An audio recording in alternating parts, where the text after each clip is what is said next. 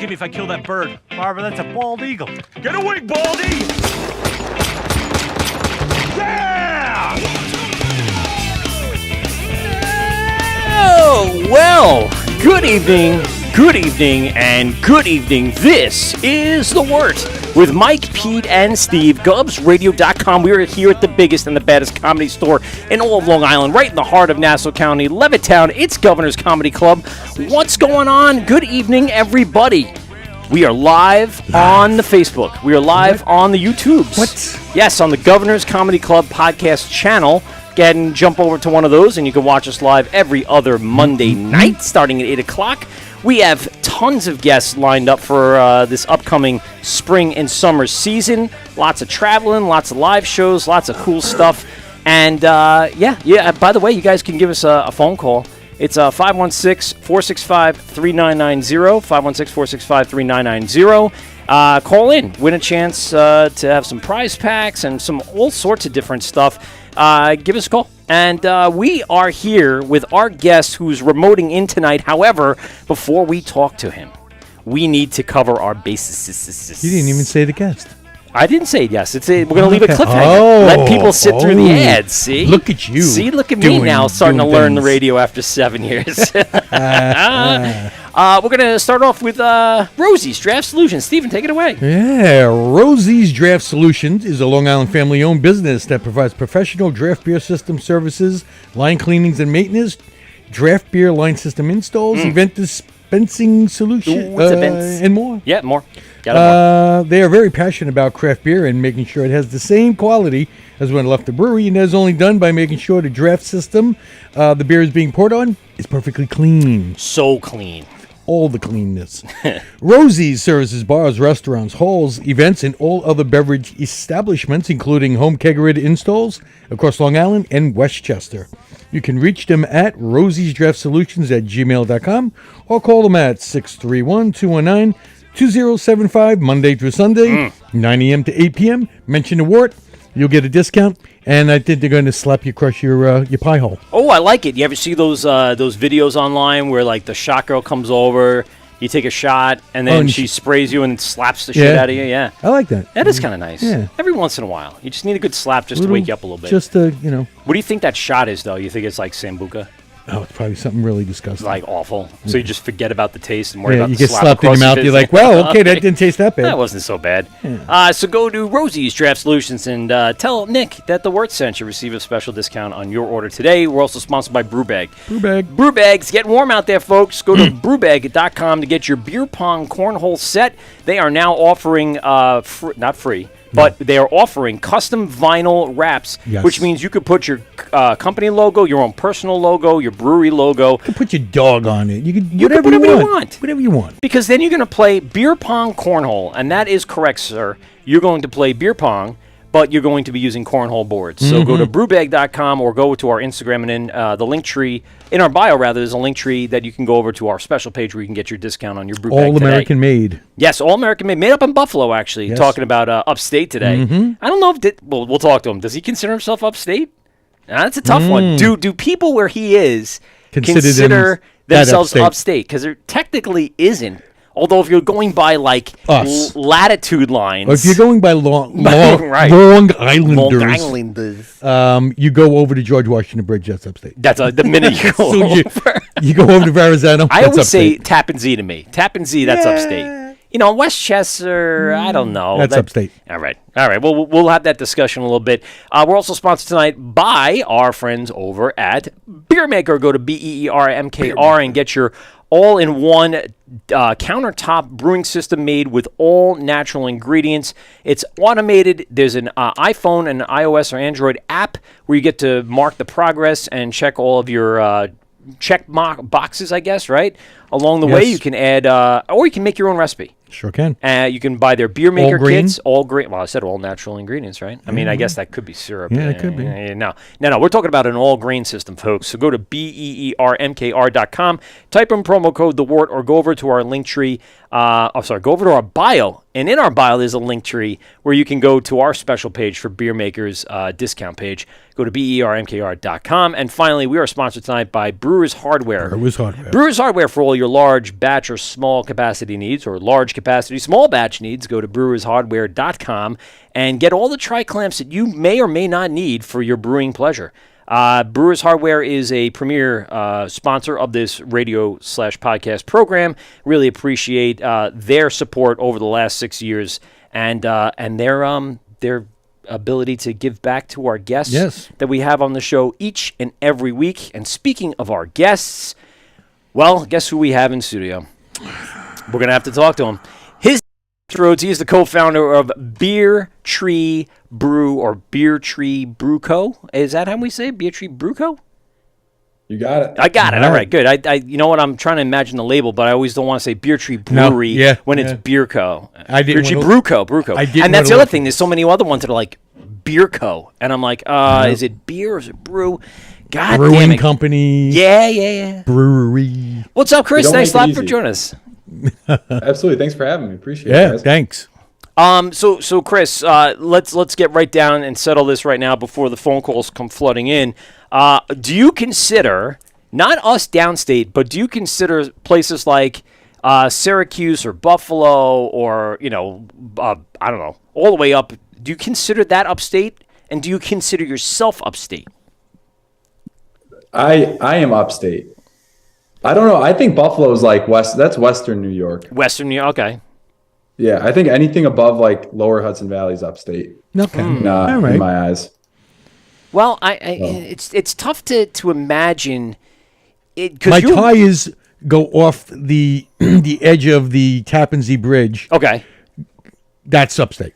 Well, that's what I'm saying. As soon as you cross over that Tappan Zee, to me, that's upstate. Well, but then as soon as you go over that Tappan Zee, you got to go straight west, and you are in Binghamton. Yeah. So I don't even go that way. I go across the George Washington, like you said, head through Jersey into Pennsylvania, and then up the gut right into Binghamton. We were talking a little bit before the show, but I want to hear from you, Chris. Chris, describe Binghamton for all the people who are from Long Island or even from the lower area of the state. Absolutely. All right. So Binghamton is, location-wise, we're an hour south of Syracuse, an hour north of Wilkes-Barre. Right. We're 2 hours north of Philly. We're 2 hours away from Rochester. We're 2 hours away from Albany. We're 3 hours away from Buffalo. We're kind of like that access point in the middle of New York State that you can get to pretty much any like major spot. Yeah. New York City's 2.5 hours, 3 hours away. So it's a quaint city in upstate New York. I like quaint. Quaint is nice. Quaint. Yes. Except for when, schools, in and all the savages are out and about. Yeah, I mean, it's a nice college town. It is a college town. It is a good college town, yes. And again, like you were saying before, Chris, to have like that centralized area, I'm sure you draw a lot from all parts of the state, even from Jersey and Pennsylvania. Yeah, we see a lot of people coming in from an hour to 2 hours away mostly on the weekends. It's the ultimate Sometimes location. further. Ultimate location for a college town. The last time I was in Binghamton, I went to, and I don't even know it's there anymore, the Rathskeller. Yes, it's still there. Man, I don't even remember leaving that place. A lot of colleges have a rat. A lot of, like Hofstra has a rat. Yeah. If you go in the basement of the the Stony Brook has one. Yeah, the basement of the eating place, the cafeteria. I don't want to say it's not a cafeteria really. It's like a luncheonette or something. They have a rat, and they have, and get this, They have live gaming down there. They have a full virtual reality like Grand Prix game. Yeah, cool. They've totally been modernized from what it probably was, which was what, ping pong, pool, and maybe had Miss Pac-Man sitting on the wall or something like that. What's the Rat like? What is it? A bar restaurant? Yeah, bar. just the Rat. And, or the Rat's Color, yeah. And they have DJ or whatever, or band. So somebody. It's kind of like any other bar restaurant that kind of does late night stuff. Yeah. Man. Ever spent some time and there, that was Chris? a long time ago. I Long still time remember ago. that. Okay. And that's still open, you said, or it's closed? Yeah, I think they're still kicking. Wow. Yeah, it's a long time. That's cool, dude. It's in place for college kids. Yeah. Well, and so that brings me to a point that I want to make here. Are you guys finding that there's like some sort of season because of where you're located and everything? You kind of have all the. I don't want to say it's a summer destination. It's not like out east on Long Island or somewhere close to the shore, but at the same time in the winter it could get brutal over there. So what's your overall seasons look like at Beer Tree? So we have our first spot that we opened up. It's called the Farm. Yes. That's on 15 acres of farmland, and that in the summertime that's a happening spot. Yeah. That's we've got a ton of outdoor space, obviously being on that much property. We back right up to the river. So there's a ton of kayakers that come down and they'll pop out, have a couple beers, grab some lunch, and then continue on down the river. But yeah, I mean, seasonality wise, it's like, I think anywhere in New York, right? It's like you get some nice weather, you get some sunshine, and everyone is buzzing. It's awesome. Yeah. Same as like our downtown spot, we have a rooftop bar. So that's kind of like as soon as the sun comes out and it's a nice day, we love opening up that rooftop. Oh, cool. Yeah, it's anywhere in New York, it seems. You get a nice day and you have availability to be outside and drink, people are doing it. Yeah, day drinking weather. Oh, yeah. Of course. Skipping work. It's different work. So let's get into that because you said the farm was the first one. See, now I thought the factory was, though. The first time I went to the factory, I noticed that it was within a spot that was under heavy construction and kind of still is at this point. So let's talk to me a little bit about what kind of was the transformation. What was the original spot? Obviously, was the farm. When did that start? Give us some breakdown of all that. Yeah, so the Farm, which you mentioned earlier, Beer Tree Brew, and you mentioned Beer Tree Brew Co. So we started off as Beer Tree Brew Co. And that was in Port Crane, which then got changed to Farm by Beer Tree Brew. Right. We kind of, we just changed our name up a couple times. So that was 2017. We opened that up October-ish. And that's so not right far after, from the factory, right? That's like 20 minutes or so? Yeah, 15, 20 minutes. Cool. Yep. So that was again, on a 15-acre piece of property. We built a timber frame structure for our tap room, and then we kind of tacked on like a stick built for the brewery. Had a 10-barrel Alpha brewing operation system in there. Started off with so many 20-barrel fermenter, 10-barrel fermenters, and then some brights. It's like everyone we talk to, right? It's Alpha. I want to say the last 5 breweries we've had on all have Alpha. You want to call it for the next one? Just like we don't even want to know what you're brewing on. I'm going to say it's an Alpha. Just assume. Yeah, exactly. Yeah. I mean, when we got started off, though, because like you got to look at pricing, right? Like that's of course. As a startup, like that's the most important part is like, can I get a decent system and not like have to give up my first 3 children to pay for it, So yeah, and it worked. I mean, we brewed the crap out of that thing. So we quickly over at that location, we had like the brewery originally with those tanks that I mentioned, and we had like our racks in there with grain storage, and then we had to get shipping containers, and we snuck them around out back, and then we built out the rest of that it was all tanks.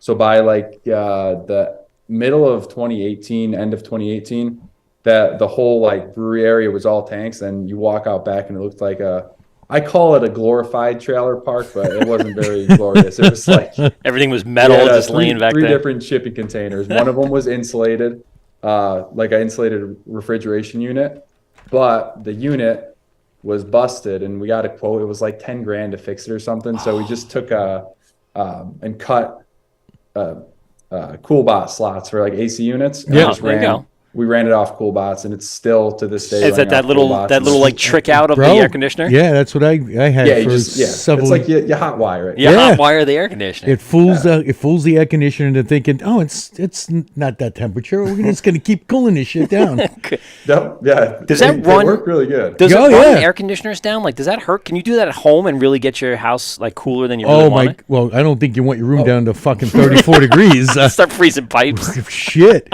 I mean, I used to. Yeah, I had they two. get gold. Yeah, I had two of them running 24/7 Really? for 7 years. The same two. Same two. Wow. Yeah. And they didn't frost up or nothing? Once in a blue moon, because there is a little probe, and what it does, it also fools, it fools the AC unit into thinking there is not a lot of, because AC units, what they do is, it pulls liquid out of the room, Right. and helps chill it. Right. It fools it to think that, oh no, There's it's still fine, stuff going on. because once, and it's happened many times, that lube probe popped out, and Yeah. I walk in and there's just a fucking solid sheet of ice on the AC unit. It's like, okay, that's gonna be fun. Well, that so you get like the what are those crab fishermen up in Alaska just knocking ice off the bow of the boat with big hammers. I would take freaking heat guns. Oh, hey. Get a propane torch. Try to defrost it as quick Oh my as I God. could. Can you imagine? Jeez Louise. So wait, before you go any further on how that layout was, how did you even start this? I mean, where'd you guys come from? Were you guys homebrewing? Where was the initial idea? Who else was involved when you guys opened up the farm? Yeah, so it started a couple years prior. In 2013, we started to plant hops. We have a family farm up about 20 minutes away from this is where it gets confusing. So we have a farm 20 minutes away from the farm. Yeah, there you go. All right. Yeah. And you still have it's called- the farm. Yeah, so we like cows and hops and grain farm. Right. Okay. Yeah, so we started growing hops I think it was 2013. We planted the first field, and by like 2014, we had a pretty good yield that first year. Obviously not like anything significant, but we still had some hops. So we were going around to brew fests, myself, my dad, my brother-in-law, and we were just kind of trying to sell hops, trying to like peddle the hops. Which now, being on the other side, I realize how annoying that can be at Brewfest when like people are just trying to like sell you shit, and it's like, oh my goodness. Nope. So that's how we got into the industry, and started to like meet people, and that's where I fell in love with the whole brewing industry. I didn't know too much about it prior to that, and just like the camaraderie, if your buddy runs out of yeast at the brewery down the street, like, or if you run out of something, hops or whatever, you can call up a friend and they'll have it to your doorstep. You can go pick it up. And that was awesome. So, in the meantime, we were home brewing, like crazy every weekend, making heavily IPA based, but we were screwing around with some kettle sours. We made one. It was called Cherry Shocker. It was a cherry sour that we made with, we went to Wegmans and grabbed Greek yogurt and used that to culture up the bacteria for it. The house was at my brother-in-law and sister's house, and it Covered. It was stinky. Oh, it man. was real stinky. Did it explode at all? They sold the house right after that. We're out. Yeah, it burned it down, took the insurance money. That's smart. There you go. Yeah, so that was just a ton of home brewing. And then the idea, like with the hop farm and with seeing these other breweries and joining corporate America after college, like, this kind of sucks. Like, I don't see myself really being in this corporate America lifestyle for too long. Like, I love the brewing industry. I love the people. I love the culture. We started kind of working around, got our quotes from Alpha, saw kind of what our investment would start to look like. And it got to that teetering point where it's like, I think this was probably 2016, maybe summertime, like kind of campfire conversation, a couple beers deep, just like, we got to either go for it or this probably is never going to happen. It was kind of like that, like piss or get off the pot. Yep, exactly. Yeah. So, well, we pissed all over it. We pissed all over it. Yeah. So we found this property in Port Crane. So we looked at a couple different spots, and it was like the middle of decrepit strip malls, like this bar that was open 25 years ago. You walk in and like the ceiling's all like falling down. It's like that, that might work. We could probably do something there. But we came across the property that the farm's now at. It wasn't for sale. We knew the owners of it. My dad was friends with them, just kind of shot him a message, and they were like, yeah, we'll sell it. It's like, wow. Okay, that's kind of super awesome. that really worked out. Yeah. So my brother-in-law and I, we took, we went down there for a couple hours and just watched the traffic, did like a little kind of backyard traffic study. And there's just a ton of cars going back and forth. So we're like, all right, I think this is the spot. Let's take that business plan we've been working on. Let's put it into action. So that winter, it was December 2016. Now my neighbor, I'm at my house right now. My neighbor was the guy who poured the foundation for the original beer tree. And I remember it was like maybe 17 degrees with like 30-mile winds coming across that. And it's these two guys, they're freaking awesome, but they retired and kind of like keep popping in and out of retirement. But yeah, that was when it started. And then by the summer we were brewing, I'd say probably September. I think we were turning our first beers out, and then opened in October. Do you remember what some of those first beers were? And yeah, do they exist today? Was Tree Light. Tree Light. Cream ale, just a real simple grain bill, just barley and corn. Yeah. And Cascade hops. So that was going to be my question here, because you have the farm. How much of those first few beers were you just using ingredients from your own farm? Pretty much all of them. Yeah. We were using, I mean, obviously, right? It's like New York State, you can't get some of those big boy hops, but we were using, my favorite was Michigan Copper. It kind of gives off like this Hawaiian punch flavor. It's awesome. And we still use it today. We use it a lot more back then. We had some issues at the farm with mildew these past 3 out of the 4 years. Mm-hmm. Yeah, we kind of got a little hurt wrecked there on that, but it's all right. But yeah, I mean, so those first couple beers, it was Cascade, Chinook, Michigan Copper, a little bit of Crystal. Using like noble, old school hops just to get the beer going.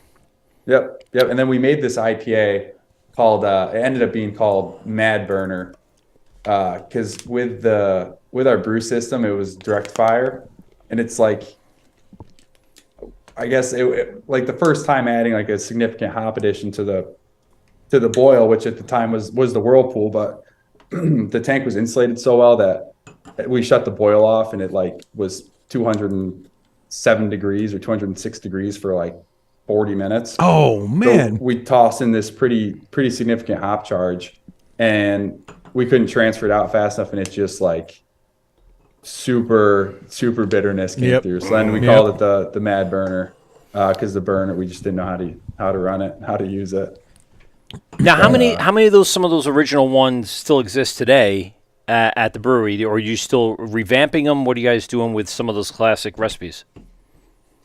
They're still, the names are still in rotation. The recipes have changed as we've learned. Yeah, a little bit. So like our first like hazy IPA can release was Tropical Trees. That one's still in rotation. I think it's changed. We changed the name to Gen 2. Once we switched from brewing primarily at the Port Crane location to the factory location. Is that like a pot reference? What, the Port Crane? No, Tropical Trees? It might be. Is it? Yeah, maybe. Well, whoever names the stuff, well, I mean, obviously you guys are, just kind of just goes with it, whatever sense they get, right? I mean, what goes into some of these, because you have, let's be honest, you have a shit ton of labels, dude. You have so many labels. Every time I'm in there, I see like one or two cores, and then the whole board is, out of like the 18 taps, everything else is brand new. I'm like, where do I even begin? And you guys are pumping this stuff out in can too. I turn over, there's the cooler, and I go through and I'm just, I have to try, almost like you have to try everything before you know what you're going to take to go. Because I usually take at least a case to go to bring back home because, I only make the journey maybe twice, maybe 3 times a year. And, for the most part, you guys come out with new stuff all the time. Where is all that inspiration coming from? Oh, dude, the names, I don't know. It depends on the day. It's like we'll all brainstorm. That's definitely not like a one person thing. It's we never really like sit down like, all right, let's come up with a name, but it'll just be like something stupid will happen during the day or like Brain Stew, for example, right? It's like Green Day comes on. It's like, we used to listen to that. Welcome to Jamrock was one of our, like our favorite. I've had that one. Welcome to Jamrock. Yeah. So that started off because when we were homebrewing, like Brendan, like his mashing song was Welcome to Jamrock. It was like every time we'd start the mash and it was like, it was always playing. So, time to get it going. Absolutely. And then like we did a similar label artwork to Welcome to Jamrock, like Cultivate Canopy, kind of like the outdoorsy rainforest kind of vibes. We get a lot of names from like nature stuff, like carving mountains, shredding mountains, both mountain bike and snowboarding references. Fresh Wax was a snowboard reference. Ooh, there you go. With this like fresh wax, like a sweet like waxed mustache, and the bottom of the board was freshly waxed. Yeah, I don't know. It's just it's. Do you know of anyone kind that of kicking around labeled their beer Sex Wax, and kind of had that sex wax smell? No, I used to love that smell.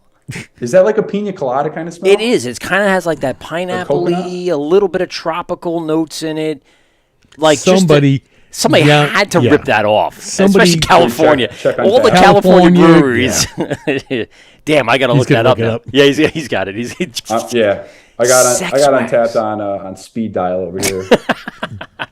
It's a requirement. Well, while you're there, tell us a little about your Untapped thoughts. Like, do you enjoy it? Do you like it? Some people, obviously, that get great reviews are Don't get me crazy. This is the best thing ever. But other people are like, you can't go off of one person's opinion because everyone's palates are different. Chris, what's your thoughts on like this global socialization of beer, I guess, opinions? Yeah. Can you see the gray in the side of my body? There, yeah. Yeah. How about like my favorite is I hate sours. 1 star. And it's a check-in for a freaking sour. It's like, well, what the hell are you doing? We've had someone that said that, right? It wasn't you, was it, Steven? Someone said exactly that.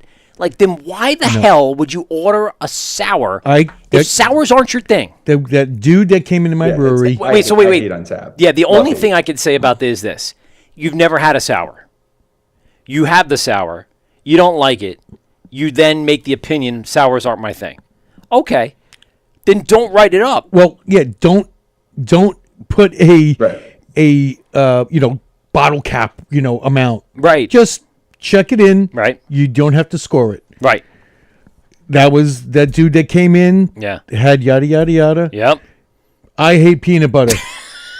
I mean, it literally says fucking quarter star, and then comes back like 2 weeks later. Let me get another one. And does the same fucking thing. Oh, why would you? I almost killed him. Brutal. Did you write on the board this time? No peanut butter. No, I had to approach him because you knew who it was. There were pictures on it. There were other guys in the tasting room. Yeah.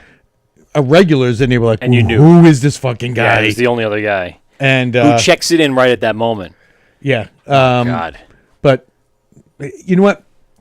Untapped did something that it literally changed the way people drink. Recently? No. Just when they came itself. about. Yeah. Before them was Rate Beer and Beer Advocate. I remember that. Yeah. And Beer Advocate. Beer Advocate was okay. But it would be guys, that were whatever you want to call them, beer geeks, beer nerds. Sure.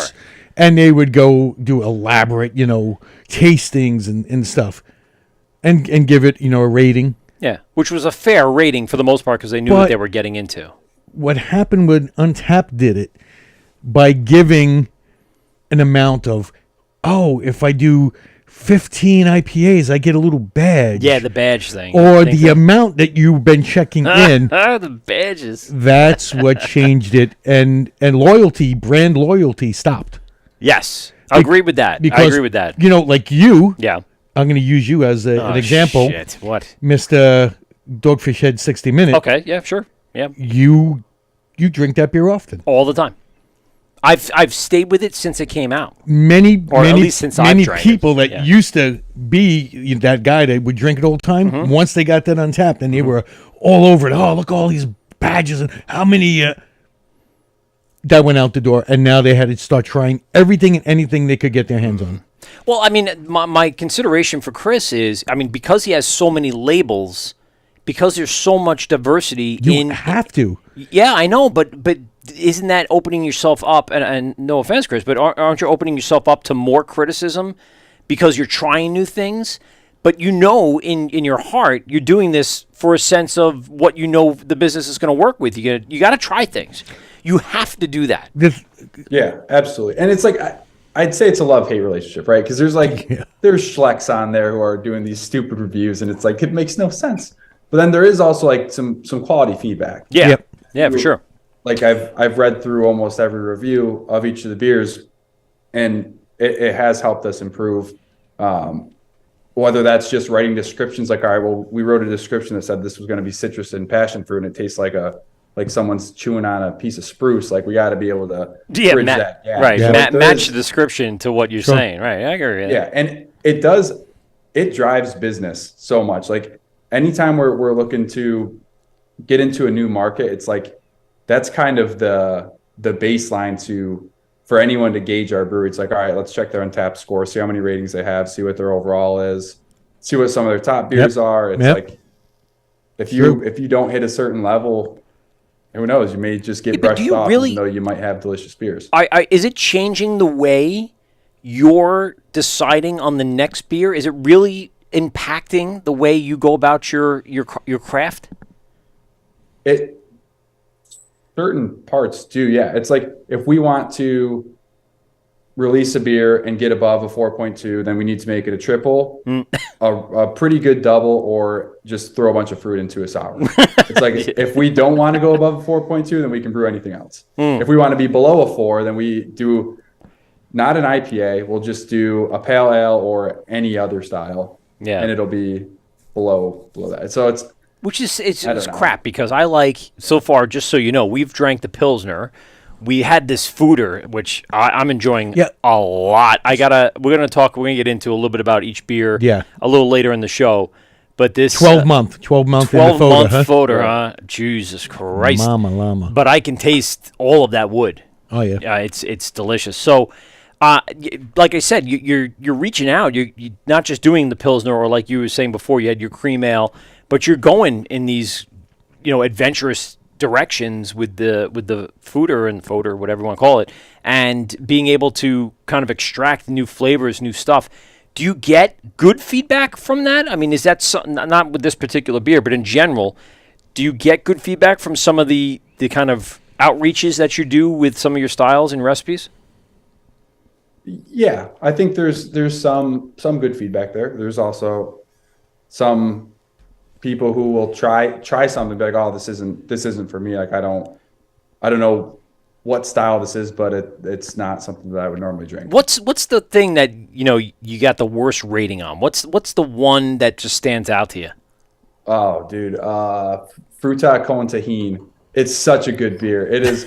So we brought it to Extreme Beer Fest. Okay. And it was when we were crushing it. We were making it great. It's a sour beer. It's mango, cucumber, and tahini spice. Whoa. So we used a little bit of tahini, but then we used habanero. So it's got like that mango and that kick to it. Yeah. But so we switched bacteria that we were using to kettle sour. Okay. And it was starting off its souring process at too high of a pH, which was creating these spores that gave you the flavors and aromatics of like tomato, throw up, kind of like a throw up. Yep. Tomato. Yeah, I was with you with tomato. Oh, I've been there. And then you say throw up. I'm like, I've oh been no. there. Oh yeah, just like the funkiest of the funk. Yep. Which, Oh, no. like, for a kettle sour, it's like you're getting a really clean sour. So when it starts to smell like tomatoes and throw up. It's Yep. like, oh shit. Nothing worse when you driving up to your brewery. Yeah. And you could actually smell it wafting through the air. Oh no. And it smells like, the sewage plant down the block Oh is. no. You're in trouble for that day. So when you guys pulled that off and you guys kind of did a little couple taste tests and whatnot, did you still get that, or was it just kind of the aromatics? Well, it wasn't too dramatic. Like, it was definitely there. Yeah. And then once we mixed it up with the mangoes, like, you could kind of tell, kind of not, but once it was like in kegs and being poured on draft, it just seemed like kind of like tomato juice mixed with mango, And so, I mean, it was a terrible lesson. It was like, we probably had a terrible lesson. terrible lesson. But I mean, now it's like, I've done so much research on how to avoid that specific. Avoid that at all costs. Those spores that, I don't know. Was it worth it? No, but did I learn something from it? Yeah, and that's. Well, that's it. As long as you learn something from it, you don't repeat that mistake. You're good. I got a question for you. So you were at Extreme Beer Fest. Did you ever have you ever seen a brewery down in Virginia called Ouzelfinch? Ouzelfinch. I want you to look that up. I haven't. Oozel, right? Or Oolzle. So we had them on the show 2 years back or so. I think we had them in COVID, right? But they were obviously zooming in and whatnot like you are tonight. They focus on these crazy sour, kettle sour flavors. And you mentioned habanero mango. And that was one of the beers my wife and I had when we went down there. So we went down to, I guess, Virginia for a night or two to hang out. And we stumbled upon Ouzelfinch on an army base in the middle of nowhere. Mm-hmm. We passed by it. I go, what is that? She's like, I think it's a brewery. I'm like, get the fuck out of here. And so we were 3 or 4 years into the show. So I'm like, yes, we're going there. We go there. They had a mango habanero sour, and it knocked our socks off. So they had these little pepper flakes in the beer that added such depth and kind of like uniqueness to that beer. When you mentioned what you're doing and some of the sours that you had sent us, I think you might want to reach out because they do a festival at Ouzelfinch each and every year that I think you do great at with some of your sours and your variations of what you've been doing. Yeah, the flavor profiles. Oh my God, the stuff like the one that he sent us is a pineapple mango. Nope, I thought he froze up. No, pineapple mango or something like that. It was, dude. They're over there, but it's unbelievable some of the stuff that you guys are putting out. And again, I don't necessarily go to the sours right away. Although if I saw that on the menu, I'd be like, well, I'm gonna have to go for that. Have to taste that thing for sure. At least a taste, just to find out what I'm getting. How have you developed the sour program over these years? I know you said you started with that at the farm, but you guys have really upped your game over the last few years. Thank you. No, appreciate it. It's I think with that, it was kind of like we started making them, figured out that whole like the off spores, the spore development that no more throw up. Yeah, and then got it pretty well dialed in after that. And then once we moved to the factory, we set up I have it named the Sour House. So it's like it's a bright tank that I hooked it up to steam and just threw a temp controller on it. So I can, like, instead of keeping the kettle sour in the kettle, we just we'll brew it and we'll send it over to that. Oh, that's awesome. Yeah, and yeah, sense. So it's self-contained. We pitch our bacteria blend once it hits the pH dropped, and we can just turn on that whole bright tank and kill off any of the bacteria, and then transfer it over. And this 3 different series use our IPA yeast, which I think helps tremendously with kind of creating like you've got the sour base already, then we ferment it with that yeast, and it picks up those really fruity tropical esters. And then sometimes we'll dry hop it after that, depending on the type. We'll throw like a Citra, or we'll throw that Michigan Copper that gives you the Hawaiian Punch. Then we'll start adding in our fruits and kind of blending it up. There's a ton of experimenting at odd times of the day. The 8 o'clock, 9 o'clock. Normally that's with stouts though. The stouts for some reason always happen. Like when we're doing adjunct stouts, like we have to start trying different variants of it at like 8 or 9, and it's just like by 11 o'clock you're half in the bag and the day's not even halfway over. Drinking those 8%ers. Experimenting. It's having an awesome team that is able to throw a bunch of stuff together and then try it, and if it tastes like crap, then throw a whole bunch of other stuff. There you go. Repetitively do that until you hit something that. Chris, really quick, I just want to shout out some people on Instagram. We are on Instagram living right now. Stout Ridge was hanging out. Robbie, Dank Beer Reviews. We got Beer Friend, Graham, Brew Gun, Fletch, Robert C. Joey Heatmeister Brews is checking in. Jay Clancy's hanging out. I think both Joe and Jay are hanging out still in the chat here. Really quick, because you sound like you're still involved a lot on the day-to-day. How much of the brewing are you kind of overseeing each and every week?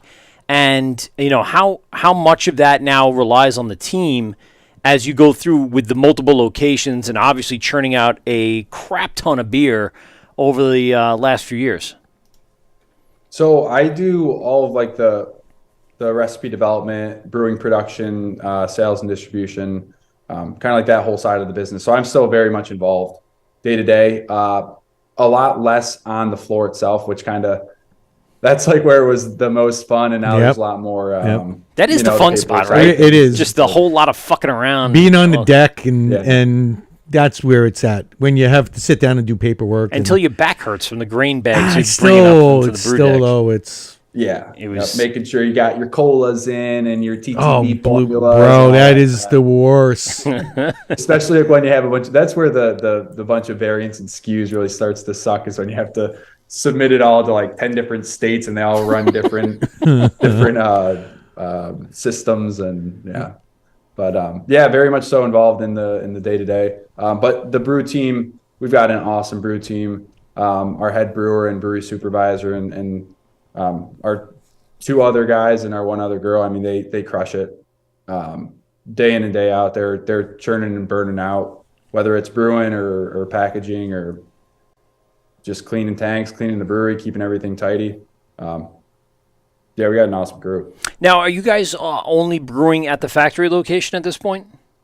So right now we're doing anything that goes into 16-ounce cans at the factory, and we're working on doing 12-ounce sleeks over at the farm. So that's going to be more of like seltzers and stuff that we're going to keep local and in-house. And we got a couple other our product roadmap for this year got a little bit funky. So we've got some interesting things to try and work on over the next couple of months. I want to see that we're going to be doing over at Port Crane. Yeah, I want to see breweries doing sour sleeks, 12-ounce sleeks. Can they do that? Yeah, why not? Yeah, why not? Yeah, I just think it would be something different. Yeah, and people would pick up on it like, oh, this brewery, when they do a sleek can, it's always sour. And so you could always find it on the shelf somewhere. So you're talking like a White Claw looking kind of can and label. Think about when 6 Point, when they first were doing their shit, they were using sleek 12-ounce cans. Now, they've also made a ton of products that fit that, like koozies and drink holders and stuff like that. So it wouldn't be out of the normal to be doing something like people have the normal glassware and whatnot. Not only that, you could fit more into your cooler. Oh, dude, I could fit so many of those in my cooler. Think about... I don't drink a lot of them. Think about a bunch of crushable sours, low ABV. That's a great idea. And... That's a great You're drinking the hell out of them during the summer. And you would do, like 12 packs of those, Chris? What would be the marketable amount or kind of, target for that? We do 6s in a depends box? on what, I mean, if you're putting... It depends on what you're putting in it. Exactly. Yeah. Like a lower ABV, like 5, you said, 6%. if he was doing seltzers, you're definitely going to 12-pack. Right. Well, it's seltzer. But doing sours, you probably do... Would you do a slim or a slick 4-pack? I think you could. I think if it's like one of those, like the imperial sours where it's high ABV, ton of fruit, I think that could get away in a sleek 4-pack. But I think like you do like a fruited Berliner, that's probably going to be, I don't know, maybe a 8-pack. They make the packaging for that, like the click tops and everything. Yeah. Anything you want. Yeah, anything you want. There, you can obtain it. It's all within my grasp. Yeah. The world is your oyster. Whatever Exactly. packaging you want, somebody's making it. A bunch more people checking in really quick. Bellingham Brewery checking in. Barnshed Brewing's checking in. OJ Clancy said what's up. Really quick. So you had, like a pretty storied past here between the farm. You opened the factory. Now you have downtown. How is this whole business plan expanding? Are you looking for more places? Obviously, I would assume you guys are working with the New York State license at this point for farm license. Yep. Yeah. So the way that we kind of went about it was the factory started off as just trying to find like a warehouse that we could stick some tanks in and just brew. Oh, you found a warehouse. This is for the people that don't know. Look up Beer Tree Factory. Holy balls! It is let's call it a campus of beer. There's a beautiful outside. Well, I'll let you describe it. Tell us a little bit about the factory. Yeah. So we were looking for just a little warehouse to brew some beers. And then we met up with this local guy, this local real estate guy, and he's like, "Hey, there's a property I want to show you." So we go with him, and he takes us to our Oakdale Mall, which is our local shopping mall. Yeah. And we go to the north end to the Sears building. So we walk into the Sears building, and it's we were upstairs. So our Sears, it was like the automotive. They had 6 different bays upstairs for automotive. Like literal Sears, right? I mean, we're talking about Roebuck. Sears Roebuck, yeah. Yeah, yep. So yeah, we walked in there and it was like, this is not going to be a brewery. This looks absolutely terrible. And then we kind of circled around. It was really my brother-in-law who was like, no, I can see this. We got something here. Like, we got good bones. We can work with this. Bones. And then I'm just sweating over there like, Jesus Christ, we're screwed. But I mean, it ended up being, it was an awesome project, and it's been such an awesome facility, but we ended up taking a different spot than what we first looked at. Okay. So we have the upstairs, downstairs. Yes. The brewing system's downstairs. And then we also have a tap room. And then we knocked out the whole side of the building to put all glass in. And then we have stairs that go up to the restaurant side, which is upstairs. Wood-fired pizza. We built this massive deck there. Dude, it's awesome. So we only took 23,000 square feet of the Sears, which was like a 200,000 square foot building. So we've got some awesome neighbors there too, which has been sweet. And not to mention the outside too. I mean, they got an So to give people some sort of connection to what we have here on Long Island, if you know, like the Sunrise Mall, pour some out for the Sunrise Mall eventually. There is an upstairs and a downstairs, but if you drive up, it's separated by grade. Yep. Like the gradation of Sunrise Mall, you can get into the second floor by parking in a spot up top, and then you can get into the downstairs floor by parking in a lower spot. And it's the same kind of concept here, that if you go into like the major front of the brewery, you're in the first floor, and you walk in, and then the whole brewing area is over there on the left, and then you kind of follow around into this kind of bar area that they have set up, and then you go upstairs, and it's the second floor, and it's all of the restaurant, the tables, the bar, huge bar, love the bar, huge fucking fire pizza oven, dude. This thing is massive. Dude, they keep that thing running. Dude, it is, you could probably fit a dozen pizzas in there, if not more. In this giant wood cyclical, or coal? It's wood. It's wood. All wood. We go through so much wood. It is such a pain in the ass to keep that thing rolling. And they keep it lit, dude. That thing is constantly going. Wow. Who's your wood fire chef? I met him like 2 years ago when I first got there. I was hanging out with him. God, what was his name? I gotta remember. He was Luigi. No, it was it was not Luigi. Well, so our chef. So we have our executive chef is Val, Chef Val. She's kind of like our wood fired. Oh, I've seen her. Yes, yep, I know Val. Yeah, and then we've got a couple gurus that run that thing. Yeah, I mean it's like a locomotive. You got to constantly be feeding that thing. And then, all right. What I'm interested, besides that, obviously, because fat guys like pizza. How many taps you have at the factory? Well, no, the fat guys like taps too. I mean, That's what I'm going with. Oh, okay, all right. Well, We got 24. 24. yeah. Now I know why you were going to turn around and go back. Dude, I've taken pictures and sent it to you I guys. know. I'm like, dude, have you seen this place? Look at this. It is a beer oasis. Nice. And unfortunately, the only time I get up there in the nice weather is like July or August, and they usually send us up through Albany, and my route doesn't take me to go west to come back east to Albany. So that's my problem. In like the warm months where I have my meetings to go upstate, I don't get to kind of travel through Binghamton. So I've never really enjoyed the outside. Now I'm hoping at the end of April, the weather's nice enough, I can have a beer, go outside on the deck. It is really nice. So you guys obviously chose this place, and it's still under construction, right? They're still building stuff in there. What's the plan for the mall as it was? Yeah, so right next to us and kind of surrounding us on upstairs and downstairs, our local hospital chain called Lord's. They put in this beautiful gym facility. Yes. To, if you're looking at like the bottom floor in the front, they're they're off to our left. Mm-hmm. And they've got like their offices and I think some outpatient services, and then a pharmacy upstairs kind of behind where our restaurant is. And then the Broome County, we're in Broome County. Broome County offices are kind of like tucked behind that, all still within the Sears building. So we've Holy got cow. So you can go get your hundreds of office outpatient, employees. services, and then go have a delicious meal and some beer within walking distance of what you're about to do. And if they have anything to deal with, they have right there. They have You got doctors on call almost most of the time that you're in service. Hey, yeah, I'm having a little episode it's now. It's a great thing. Yeah.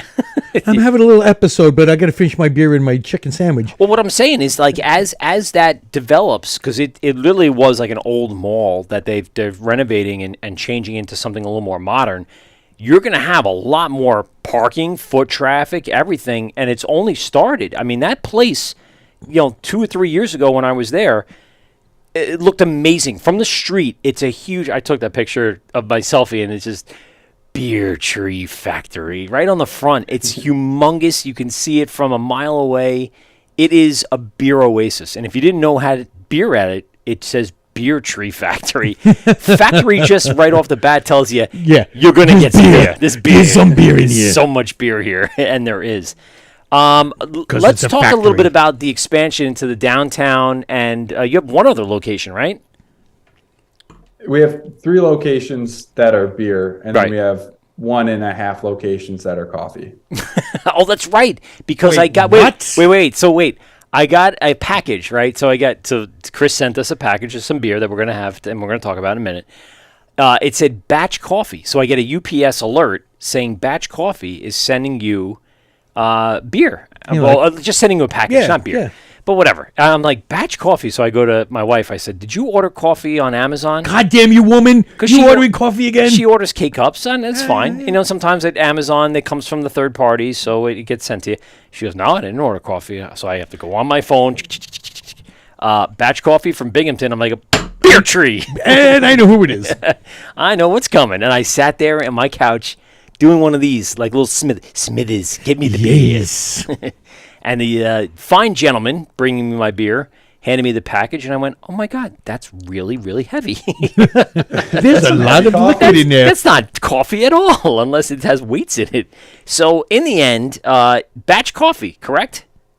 Yes. Yep. Yes.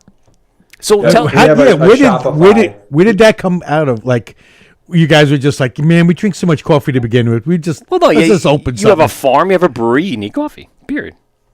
Yeah. Well, no. So I mean, that's how it went. But no, it was. We got linked up with this local roaster back. This was years ago when we were doing our Morning Timber series, Coffee Stout, and we were using kind of just like this. I think Coffee Bean Direct was what I was sourcing that off of, just like some generic ass coffee, and then we switched to using his locally roasted coffee, and it like took that beer to a whole new level. Yeah. It's amazing how that works, right? Bro, like more craft I'm a coffee snob too, so it's like I try to drink other like more generic coffee, and then get all sad because it kind of doesn't taste good. And it's like, oh, Get man, all like sad. my taste buds are ruined. So you mean my Dunkin' Donuts isn't shit? That is true. Well, I mean, for us, I had Giorgio's over in Farmingdale, and anything I brewed with what he roasted, it was amazing, right? I mean, it's such a difference in. Unbelievable. How about we had Backwards Flag on the show years ago, even after Giorgio's Flux when I did Flux when I did does great Flux stuff. coffee, unbelievable. Backwards Flag brewery down in it's a veteran-owned brewery, female veteran-owned brewery down in New Jersey. They have this program where they send veterans into unique places in the globe, and they go and harvest these unique coffee beans from very remote places of the world, and they bring them back. And some of those are brewed right there in the brewery. The tastes are just stupid. Yep. Just some of the such unique craft coffee beans flavors that you will get out of it. Oh, absolutely. It's unbelievable. Out of a single coffee bean, you're like, what the hell is that? Where did that come from? I mean, you guys, cool stuff. So you guys are sourcing a lot of this from, smaller places, obviously, and trying to get, and how's that business doing? Like, how is a coffee business, in addition to a brewery, manageable? And a farm. Yeah. And an ice skating rink. Yeah. And there's this space. So at the factory between the tap room and the fitness center, we built in, because we knew that the Lord's Fitness Center was going to come in next to us. So we built in this little glass cube between their facility and our facility. A little, more or less, yeah. And we ended up making that into a smoothie and coffee bar. Smart. Yeah. Yeah. So that's kind of that was some forward thinking right there. Yeah. We're gonna get a fitness place. We got a fitness place. Yeah, we're gonna make some smoothies and some coffee. Yeah. Give the people an option. So that's I really want a beer and a pizza, but I'll just grab a smoothie and coffee. Yeah, I gotta go work out. But it's Friday, so now I'm gonna get that pizza. It's a cheat day. Cheat day. I can have that beer and pizza. But all the 4 days of the week, I can go ahead and splurge smoothies and coffees. And do you guys? You obviously still trying to move that forward. You have the downtown area now that's kind of moving in a good direction. Give us a little breakdown of that space. Yeah, so the downtown, we actually signed that lease. It was December 31st, 2019. Oh, so right at the end of 2019. So it was recently, yeah. So the plan was to get production at factory rolling, and then to do the tap room restaurant downtown. But once COVID hit, that was it doesn't really make sense to try to work on two projects at once. So then we put the focus in the factory, and then once that was done, plus or minus 6 months to a year or so, I think somewhere in there, we were rolling with the downtown space. So it's in downtown Binghamton. Yep. We got a space. It used to be an old bank it's called the Marine Midland Building. It's this really unique building in Binghamton. It's this massive N structure, and it's got a hole through the middle of it, and it's all student housing. So we got that space. Yeah. Is it right by the college? I guess it's not all student housing. It's 2 miles away, 2.5, 3 miles away. Pretty close. You didn't have to get any special permission to open a brewery in a I would quote unquote housing space, or I guess I'm assuming that some of the college students are going to be there, right? Yeah. Yep. We had to go through quite a bit of hoops for the city just to make sure that it was all good to go. But I don't know. There's no there's student housing here. That's a no. That's a no. No, which is cool. That's business stuff right now. Yeah. So let's see, downtown opened up. That was March of last year. Yeah, because we just did our 1 year anniversary this past weekend. So that was plus or minus a year after we opened. And then we opened up the rooftop. So it's I guess to describe it, there's the student housing building, and then the building itself is 1 story, and it kind of runs out a little bit. Okay. And there's a bunch of kind of off parcels. well, they're not off parcels. They're all attached, but a couple different parcels that are attached to that building. And it is like a single story. It's like a 20-foot high ceiling. And then there's the rooftop. So we put up outside on our patio, we did a stairwell that goes up to the rooftop, and we did like a deck up there with Rooftop Beer Tree Beers. Yeah, the only rooftop in Binghamton, New York. Oh, shit. Yeah. See, now that's something to... Yeah. That's how you advertise. Oh, dude. The only rooftop. People just hear that and they don't care what you have. Do you want to get lucky? Come to the rooftop bar. Oh, there it is. Only rooftop in Binghamton. There it is. That's the way to go. Dude, you've expanded over like a 5-6 year period. What do you attribute the success to? Is it the Besides liquid? I was going to say, besides the good, Well, I mean, really it's good beer. delicious. We're gonna have so many things to talk about after we've been drinking a little bit. But is it just the liquid? Is it more to like the brand? How do you kind of attribute the all area, this? Yeah, like what the facilities? because there are other breweries by there. You know, I've been to the north. I've been to other places in and around Binghamton. It's got to be the essence. I want to hear from Chris though. I want to see what he thinks. Yeah. Oh, I think there's a lot of different things. I mean, I gotta say, from the day that we opened the community reception, like I grew up in this area, like born and raised. I never expected that we would receive the support that we received right off the bat. So I mean, I give. I mean, our community, like without the people who have showed up for us since day one, I mean, of course there would be nothing. Then also like our staff, we've got some awesome staff that, because like we do move quickly, and the way that we've kind of had to do things, it's like there's not that many people to cover a whole crap load of different things. So it's like just having a team that's like, oh shit, like, this is a lot, but like, let's go. You know, I mean, that's been huge too. Just like having a crew that's like okay with like stepping out of their comfort zone and like, holy shit, like this is, I don't know what a coffee brand's supposed to be, but I'm gonna build one today, and I'll have you some like different ideas by tomorrow morning kind of thing. It's just like everything that we're surrounded, all the people we're surrounded with, from the community to the staff, it's like everyone is okay with us doing weird stuff and like kind of like keeping and trying to push forward. So that's great to hear. Yeah, that means the employees, the team, they believe in the product, they believe in what you guys are doing, and that's always great to see. Yeah, absolutely. All right, I think the beer is pretty darn good. Yeah. You might be right there. Yeah, I might be biased, though. You got something going. I got a little something going on here. All right, we have a special segment set up here. It's the 9 o'clock hour. Oh yeah, and we gonna find out a little bit about you, sir, and your beer drinking habits. This segment is called Steve's 3 Questions. We have a little promo music, and then we'll get right into it. Here we go.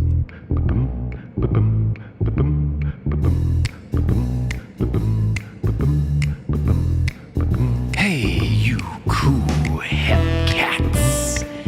Tonight, we bring you a very special presentation. 3 questions with our very own Steve Pominski. Yeah. Steve's questions. 3 questions from Steve. 3 questions. Steve's questions. Go. What's funny is I actually had, wow, this is, now it's not changing. All right, it's okay. We're gonna, oh wow, oh boy. Oh, there we go. I don't know what the hell happened there. All right, it's all right. I like the split screen sometimes. Yeah. Steve, take it away. Yeah. Sorry. All right, Chris, I got 3 questions for you. They're real easy. Nothing, I'm not going to ask you like your social security number or anything like that. I would like to know that. Well, though, okay. Steve, I'll tell you. As co-owner, on air, let's go. No, these are, just honest answers, whatever comes right to you. But we'll start right off. I'm going to go one at a time. So, what was that first beer that you had that turned you on to craft beer? What was that one that you said, There's something going on here. I got to find out more. It was Trogs. Nugget Nectar? Nugget Nectar. Nice. I don't think we've had that one No. like straight up and down like No. that. That's a good one. Yeah, that's because I mean I graduated college in 2016, Hey, so I didn't you. have like a whole bunch of craft beer experience until really jumping into the industry. Yeah. But Yeah. that was the Nugget Nectar. Nice. It's a good one. Oh my God, yeah. I remember when that first was finally getting distributed to New York, and everybody was going nuts to try to get their hands on it. Was it that big of a deal? Yeah, Nugget Nectar was Yeah? a big deal. All right. Right now, what is your favorite style? My favorite style for recipe development would be I'm still all about the hazies. I love there's a lot of new hot products coming out. There's a lot of like the whole thiolized yeast thing, which is a whole that's an animal that I don't think is quite understood all the way yet. But I love developing hazies. And then from just like a enjoyment standpoint, I think pretty much anything light. It's after drinking hazies for 5 years, it's like I just like need so something. that 12-month fooder like that. Oh God, I love that stuff. And like we did a fooder aged Oktoberfest. Oh. That was phenomenal as well. Now the you guys beer, that lift lager. the food, are you guys just using it for the wood flavor, or you now have my attention by Well- the way well, about no, Oktoberfest. no? Because some it's you get different breweries, and some of them don't want the wood flavor. They just want it to Yeah, but house can you their imagine house that, their bugs. Imagine that in Oktoberfest. Shit. Well, Yeah, so we use it for the oak. We use Yeah. it for more of the flavor. Yeah, we don't have any bugs on purpose in any of them. We're just doing all clean aging right now. cool. How long have you had it, and what is its capacity? We have 6 of them. They're 10 barrels each, and we've had them since November of 2020. So Oh, wow. So pandemic time. Okay. Yeah, we opened up the factory. That was we started brewing there in August of 2020. Started construction there in March of 2020, but the tap room opened up in November. Any 2020 as well. Any thoughts of using a couple of them for for sours? We've done some like clean sours. So like we've done a kettle sour and we've aged it in the oak. Oh, okay. Just because I don't know the whole getting some bacteria in there and Once they're in, not being able to once just, like, they're flip in, the switch to pasteurize it. Yep. Yeah. once they're in, they're in.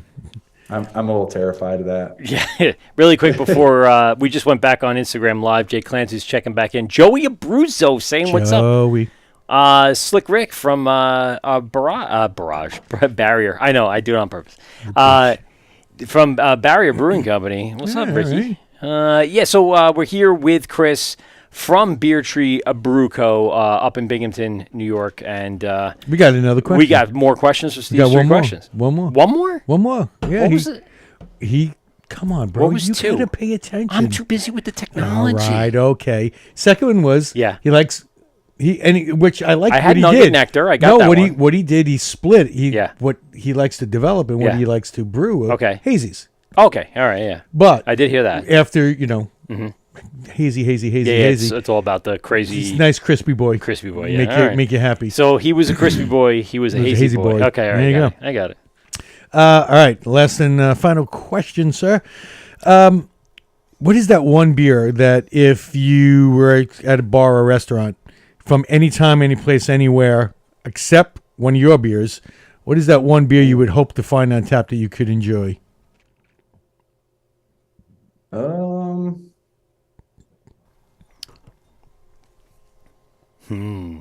It's a puzzler. One.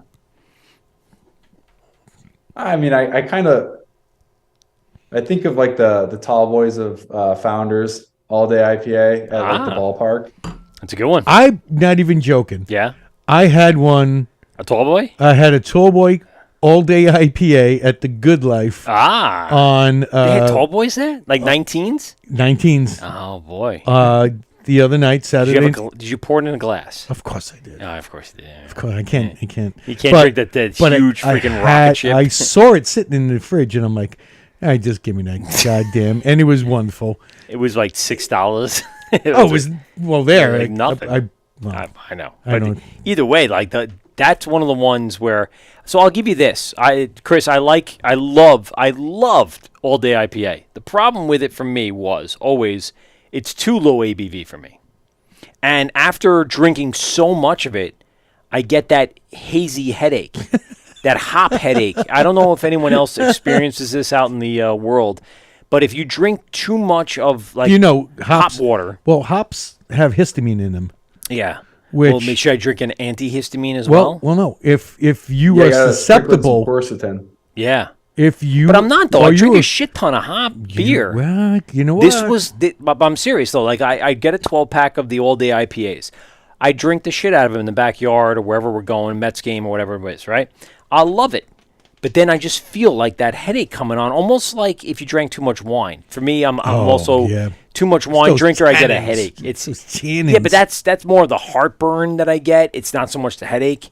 The headache is something a little different. But the hop headache that I get from drinking that much does get to me, and it kind of turns me away. But I love the beer. Well, here's I the love thing. beer, and I could drink so much of it. And As that might Chris be my said, problem. though, what it reminds him of, Yeah, going to the ball game. yeah, no, that's true. That's true. I mean, UBS. We go to Yeah. to UBS, see the Islanders play, Yeah. and they got the 19s, man. Yeah, they get the 19s. Oh, yeah. It is nice. I could drink one of those 19s and be fine. I drink 2, 3, 4, and now I have a problem with just that feeling of like over hoppiness in my system. Last time at UBS, I drank 6 19s, Yeah. and the majority of them were the not Kronenborgs. Which ones? It's one of the German beers they have. The Oh, Wursteiners. Okay.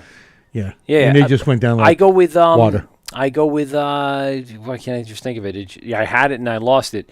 Oh, Voodoo Ranger. Oh, Voodoo Ranger, yeah. Yeah, I mean, it's again, obviously it's at every freaking major, Ticketmaster location. In Jamaica now. Yeah. When I get out of work, right there, Yeah. they have 19 Voodoos, 19 Torpedo from Sierra Yeah, Nevada. Torpedo, I do. Yeah. 19 in what the hell's the other two? Ghost. Oh. East Coast Ghost. No, yeah, East Coast Ghost. Bully. Yeah, Bully. Zombie Dust. Oh, they do have zombie. Yeah. Dust. Oh, From that's Three coming, Floyds. making its way back around. But I agree with you, Chris. I mean, having that option to just drink a lot of that deliciousness, and not for a huge price, and not for knock over your head kind of feel, it makes sense. But I wish I could hang with it. I wish I could hang with it. It just doesn't vibe with me as much after the first one. Well, here's the question: do you guys do 19s at all, or have you thought about them? Or No, not really. Nope. no, Nope. yeah, 12s, 16s, and maybe some sleeks. Yeah. Yeah, Sleek's our would be canning nice. line runs 16s, and I swear to God, every time we run it, it feels like the first day we're running it. Oh, no. I can't change that thing over to anything else. So I was gonna unless say, there's you some guys- co-packers out there that can do the 19s, then Do you have your own canning line? Yeah, yeah. Yeah, I would Factory, imagine with the we've got amount it. of labels that you guys are churning out. and for that. yeah, like they have a factory, okay? I know they have a They factory. have a fucking huh? factory. come Of course, on. they can have a canning Hey, line. apologize. Come on. Apologize. Come on, a farm, a factory, coffee. Yeah. I think they're doing sushi next. I Console heard. Brewing's checking in. Fletch JDM's checking in. What's up, guys, on Instagram? Steve, why don't you start breaking down this beer? Let's start with Steve? Steve, I said. Oh, why me? Because I have to go to the bathroom. Oh, okay. Well, Talk to everybody. Let's start with what we started drinking tonight, because there is no way we're getting through all of these beers. Though I need a fourth not though. We even. need to whip Yeah, out I that got- fourth. I gotta go. I got a Schwartz beer. Yeah. Oh my God, the Schwartz beer, Schwartz Chris. beer. Schwartz, Oh, maybe my Schwartz be God. with you. See, that's what sold me this year, Chris. I sent them, Steve and Pete, our other co-host who's not here tonight. I sent them a picture of the Schwartz beer because we all like a good dark lager. And I got to tell you, this thing got me. This was one of the ones where I'm like, you want a Schwartz beer? This is the Schwartz beer. So I guess we're going to Where are start. you having it? Yeah, very well, soon. I don't want you to talk about that yet because I'm not going to be in the I'm room. actually going to drink the whole can. You son of a before bitch! Don't you get dare. back. I want you to start with the Pilsner. So you sent us the Crisp Trees Pilsner. Delicious in and of itself. Why don't you break down that beer again? Don't give away any secrets, but give us a little rundown of that one. Yeah, so the Crisp Trees, that is I guess grain bill. I mean, it's pretty straightforward. It's Pilsner. We do throw in a little bit of corn, just a touch. Pretty standard fermentation and lagering process. We do add in a dry hop to that. So it's dry hopped with a New York State Cascade that comes from the farm. If our farm's out, then we use a different New York State Cascade from one of our partner farms. Are you using a lot of New York State malt on this beer, or? Yeah, so that one's got. I try to keep it pretty close to the 60%. Okay. So it's not 100% New York State, but it does have. I think it's about 65% of a New York State malt, just a 2-row, and then the remainder is. I think that's Breeze. Okay. Yep. The brewers. And then, a little bit of just a dash of corn. So with that one, when we dry hop it, well, I guess that'd be getting into the secret. So we dry hop it with Cascade and send it on through. Yeah, it's that was the first one we cracked today, and great color, clear as beautiful golden color to it. Nice and crisp. Everything that you would look for in a Pilsner. Do you guys do any other anything just lagered or cream ale, anything like? Do you have other ones besides this? Obviously, we had the Fuda series, so. Yep. Yeah, so we do our Tree Light cream ale. We do Hollow Pills, the German style. Mm-hmm. So that's got all a nice selection of. It's all Hallertau, hops in that. Man, trying to dig back through the recipe. So we got the German style pills. Bro, with the amount of goddamn recipes that you have, that you're just giving me a part of it. That's what I'm saying. That's pretty impressive. How many? Yeah, little do you know, I have all my recipes printed out on my next to me on the counter. He's got a dossier. It's right next to him. And then we do Boat Launch is one that's coming out. We try to drop that right before Memorial Day weekend. That's just that's as light as we'll go. That's like your American lager, just like a easy drinking lawnmower beer. Yeah, boat beer. Boat beer. Wait. Pontoon boat beer. I was gonna say. So when you guys say boat beer, where are you guys boating out of? Finger Lakes? Are we going out of local watering holes? Like, how's that? Just we fill up the bathtub and we all kind of around it. This guy. We go Finger Lakes. A lot of Finger Lakes. Yeah, a lot of Finger Lake. Yep. Yeah. Cause when we say boat beer, we're like, all right, we're going out on the Great South Bay, Long Island Sound. Yeah, well, it's boat beers are a lot easier to drink when you're in a lake. Oh, hell yeah. You know what though? Don't lakes have waves, bro. Agreed, but listen. I'm going to say this. I would much rather prefer, and not so much. I'll say this: Great South Bay. Okay, it's dirty as shit. All right, you got the brown tides. I don't like swimming in it at all. It's garbage. The canals, everyone's throwing in, pissing and shitting and whatever. The ocean, the Atlantic Ocean on our barrier beaches is beautiful. It's probably one of a kind, outside of like Jersey or even like the East Coast. The Sound, I could care less. It's a body of water that I'd rather be driving on rather than, or driving under. If they ever finish that tunnel. There's nothing crap. to it. It's crap. There's nothing to it. But when you talk about and a the lake, beaches are all rocks. Yeah. Ugh.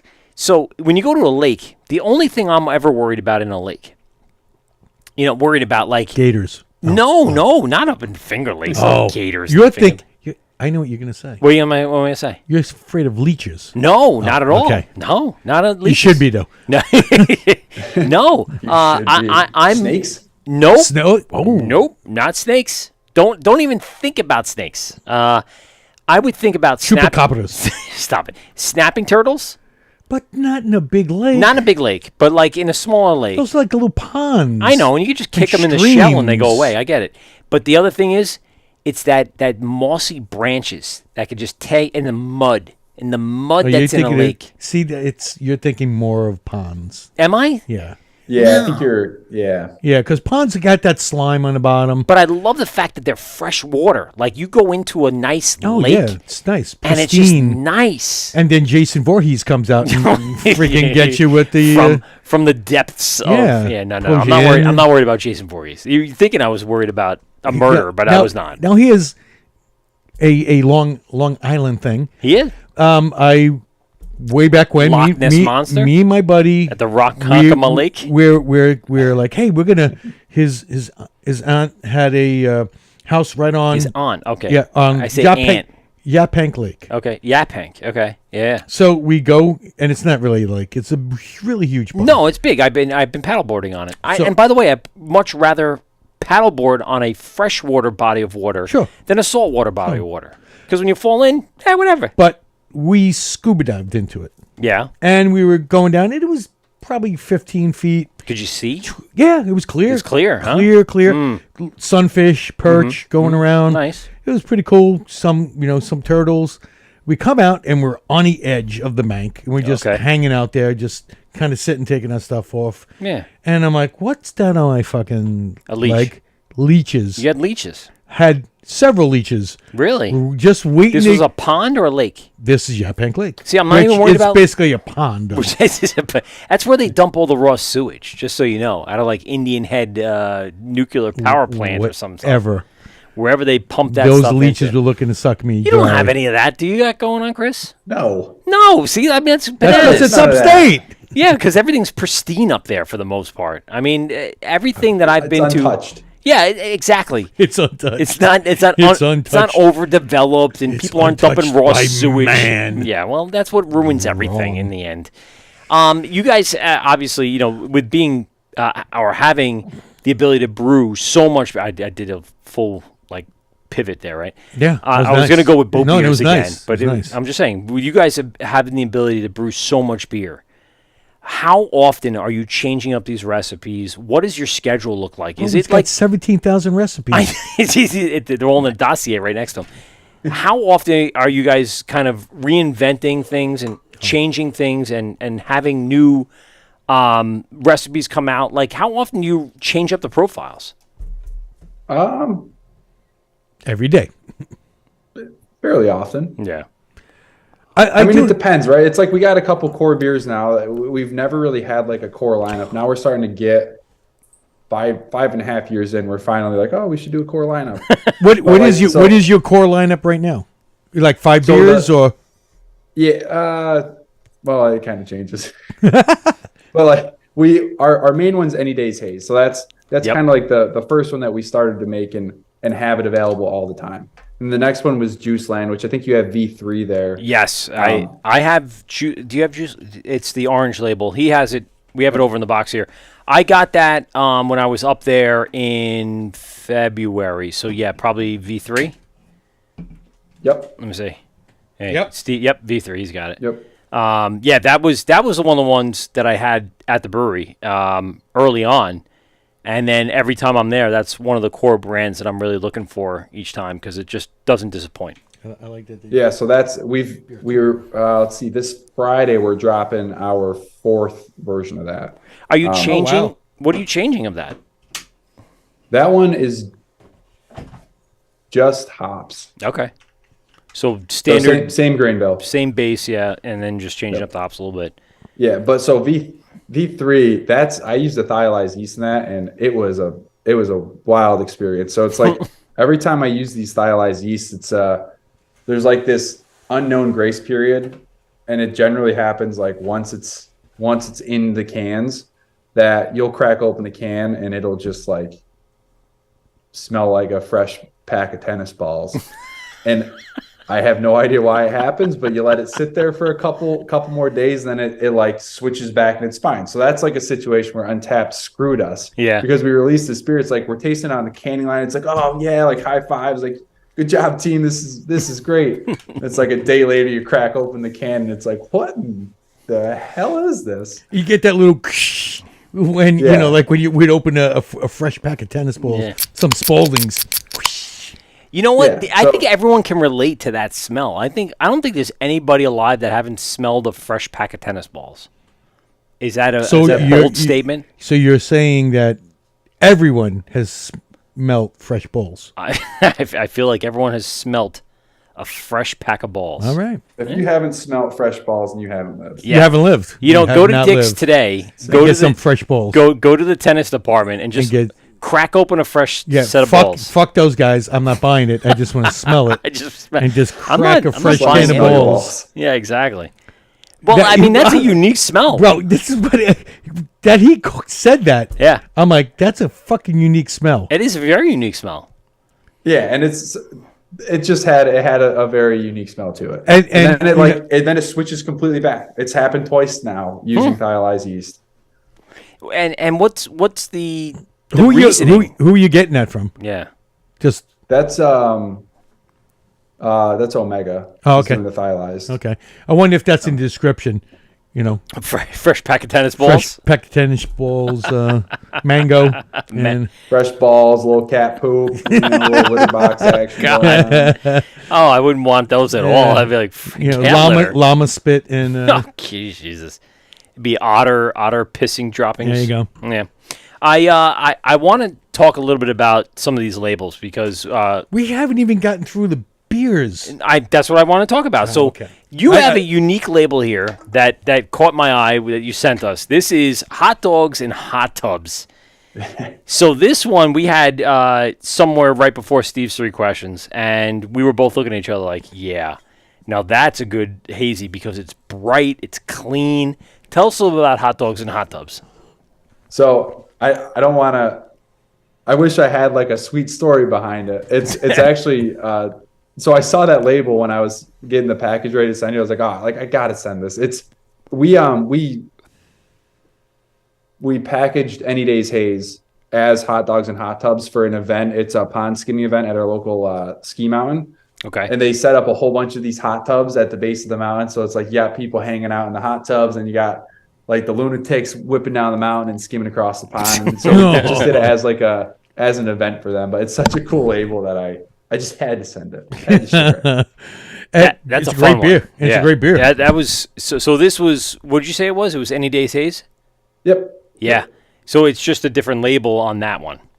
Yes. Oh man, it is. That's one of the ones where, I've definitely had that before, and that one is so bright, so clean, and still has that dankness of a hazy.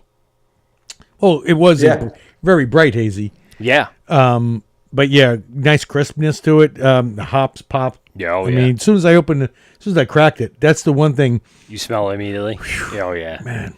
Yeah. Gotta love what hop profile are you using on that? Actually, I believe that's it says it. Cascade Citra Strata. Yep. Oh, it does say it. Yeah. You know what's great about? Yeah, I like their labels. It says, "I'm cool AF." Stormy at 36 degrees Fahrenheit, please. Don't be a dick. No, it doesn't say don't be a dick. and screw me up.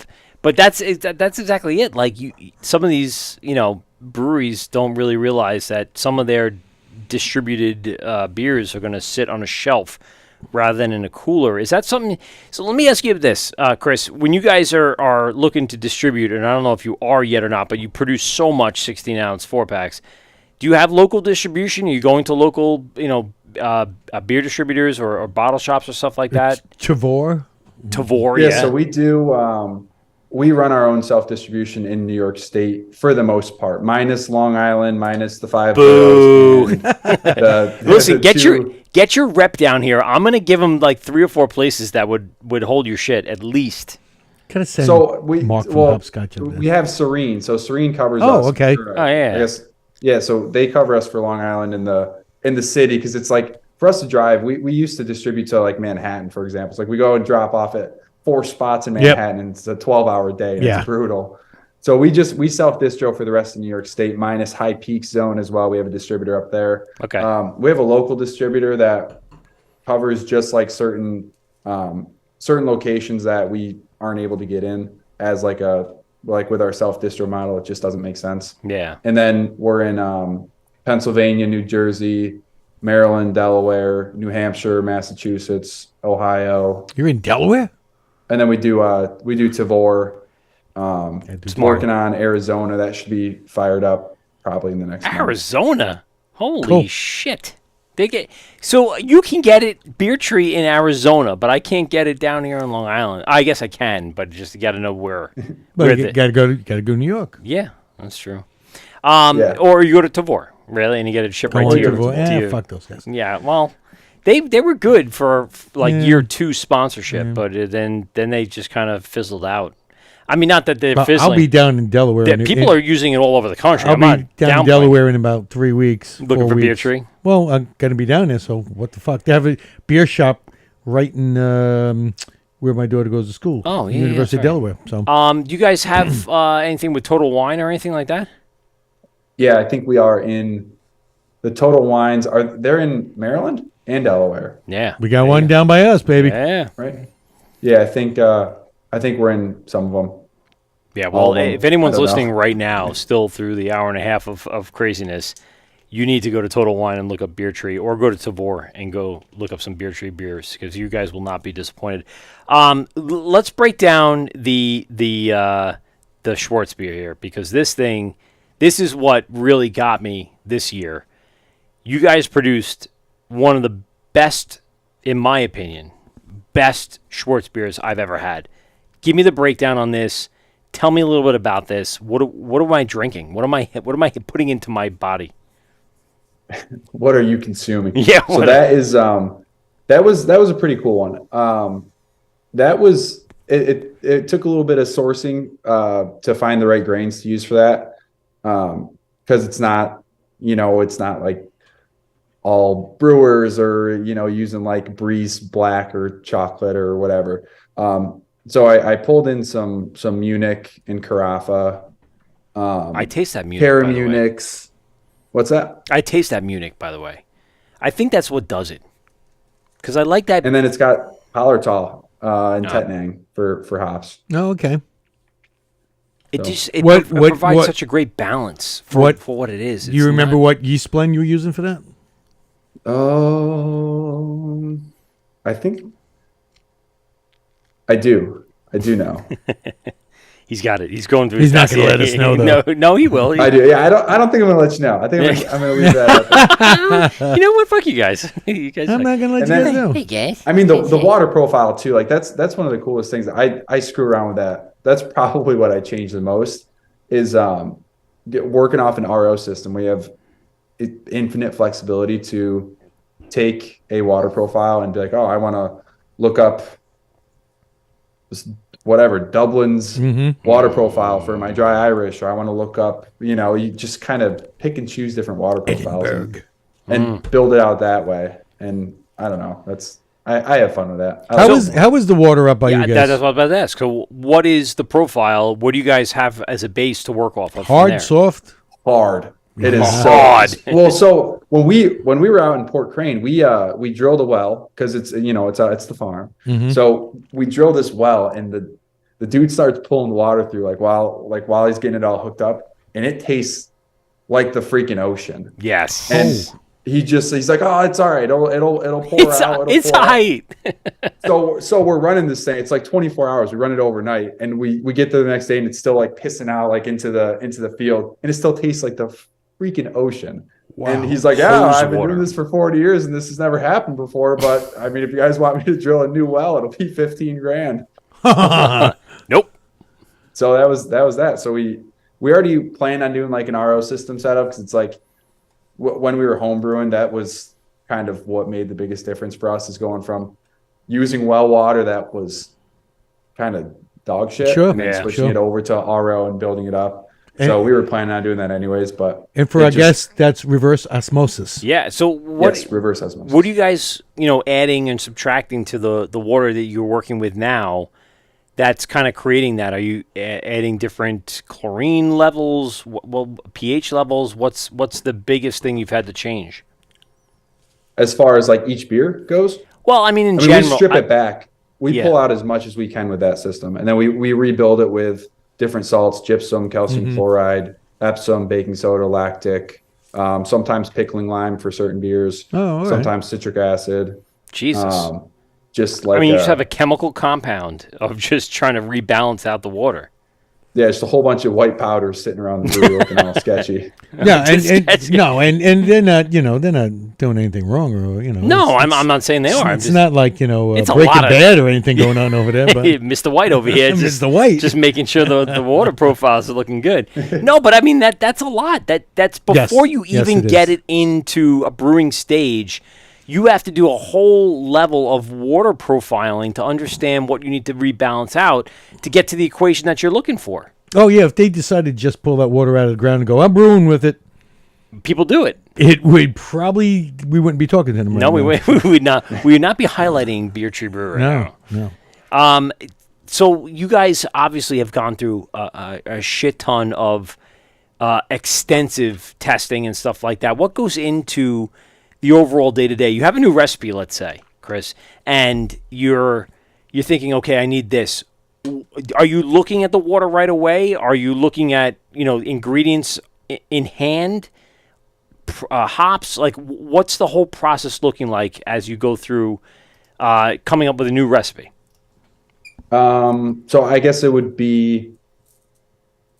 depend on what we're trying to do with it. So if it is like, say it's a new hazy, because I think there's this new style of beer called a hazy IPA. It's like, I think it's up and coming. It's crazy. But, No, like, for hazy. that, Nobody like, does hazy anything. That It'll means you brewed it wrong. It'll never catch on, I promise you. You had no floccliation. It's terrible. Oh man.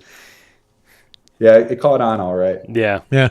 Well, I mean, So- you got to have it. I mean, there's no way you can't have one in a brewery at this point Right. if you want to make any money.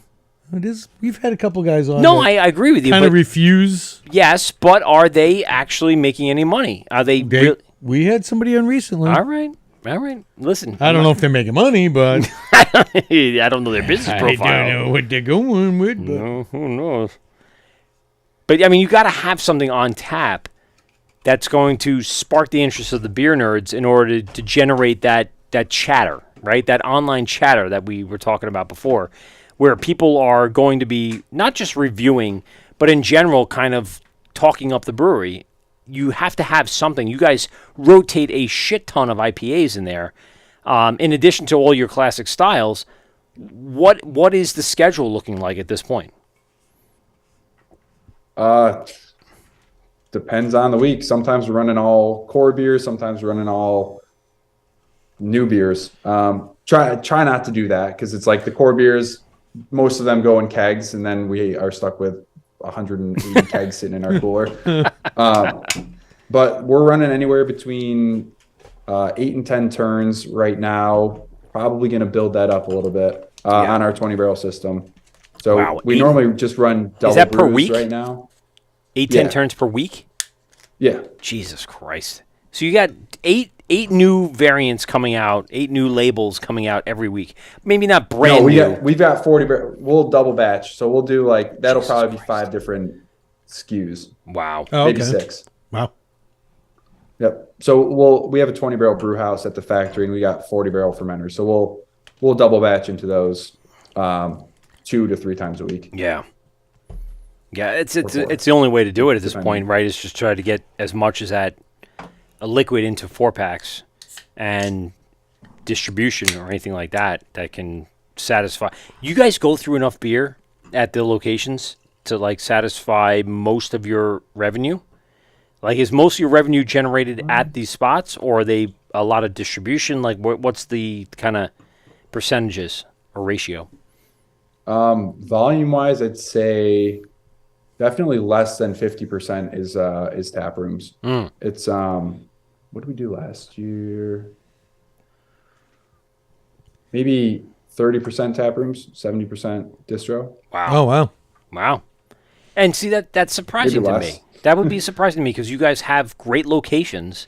Yeah, but I mean, The volume? you think think about about in the winter months. Who, Yeah. who the fuck's going out? Me. I'll be up there. And Well, every 'cause time you're I've been insane. Yeah, but And you're getting paid to Yeah, go up There there. That's are true. people that do live upstate. Well, I'll say No, they this. don't. No, there's nobody up there. There's nobody up there. It's a That's why, wasteland. that's why the Desolate. Finger Lakes It's are a so nice, desolate 'cause there's just wasteland. It's up like there. Last of Us all the time.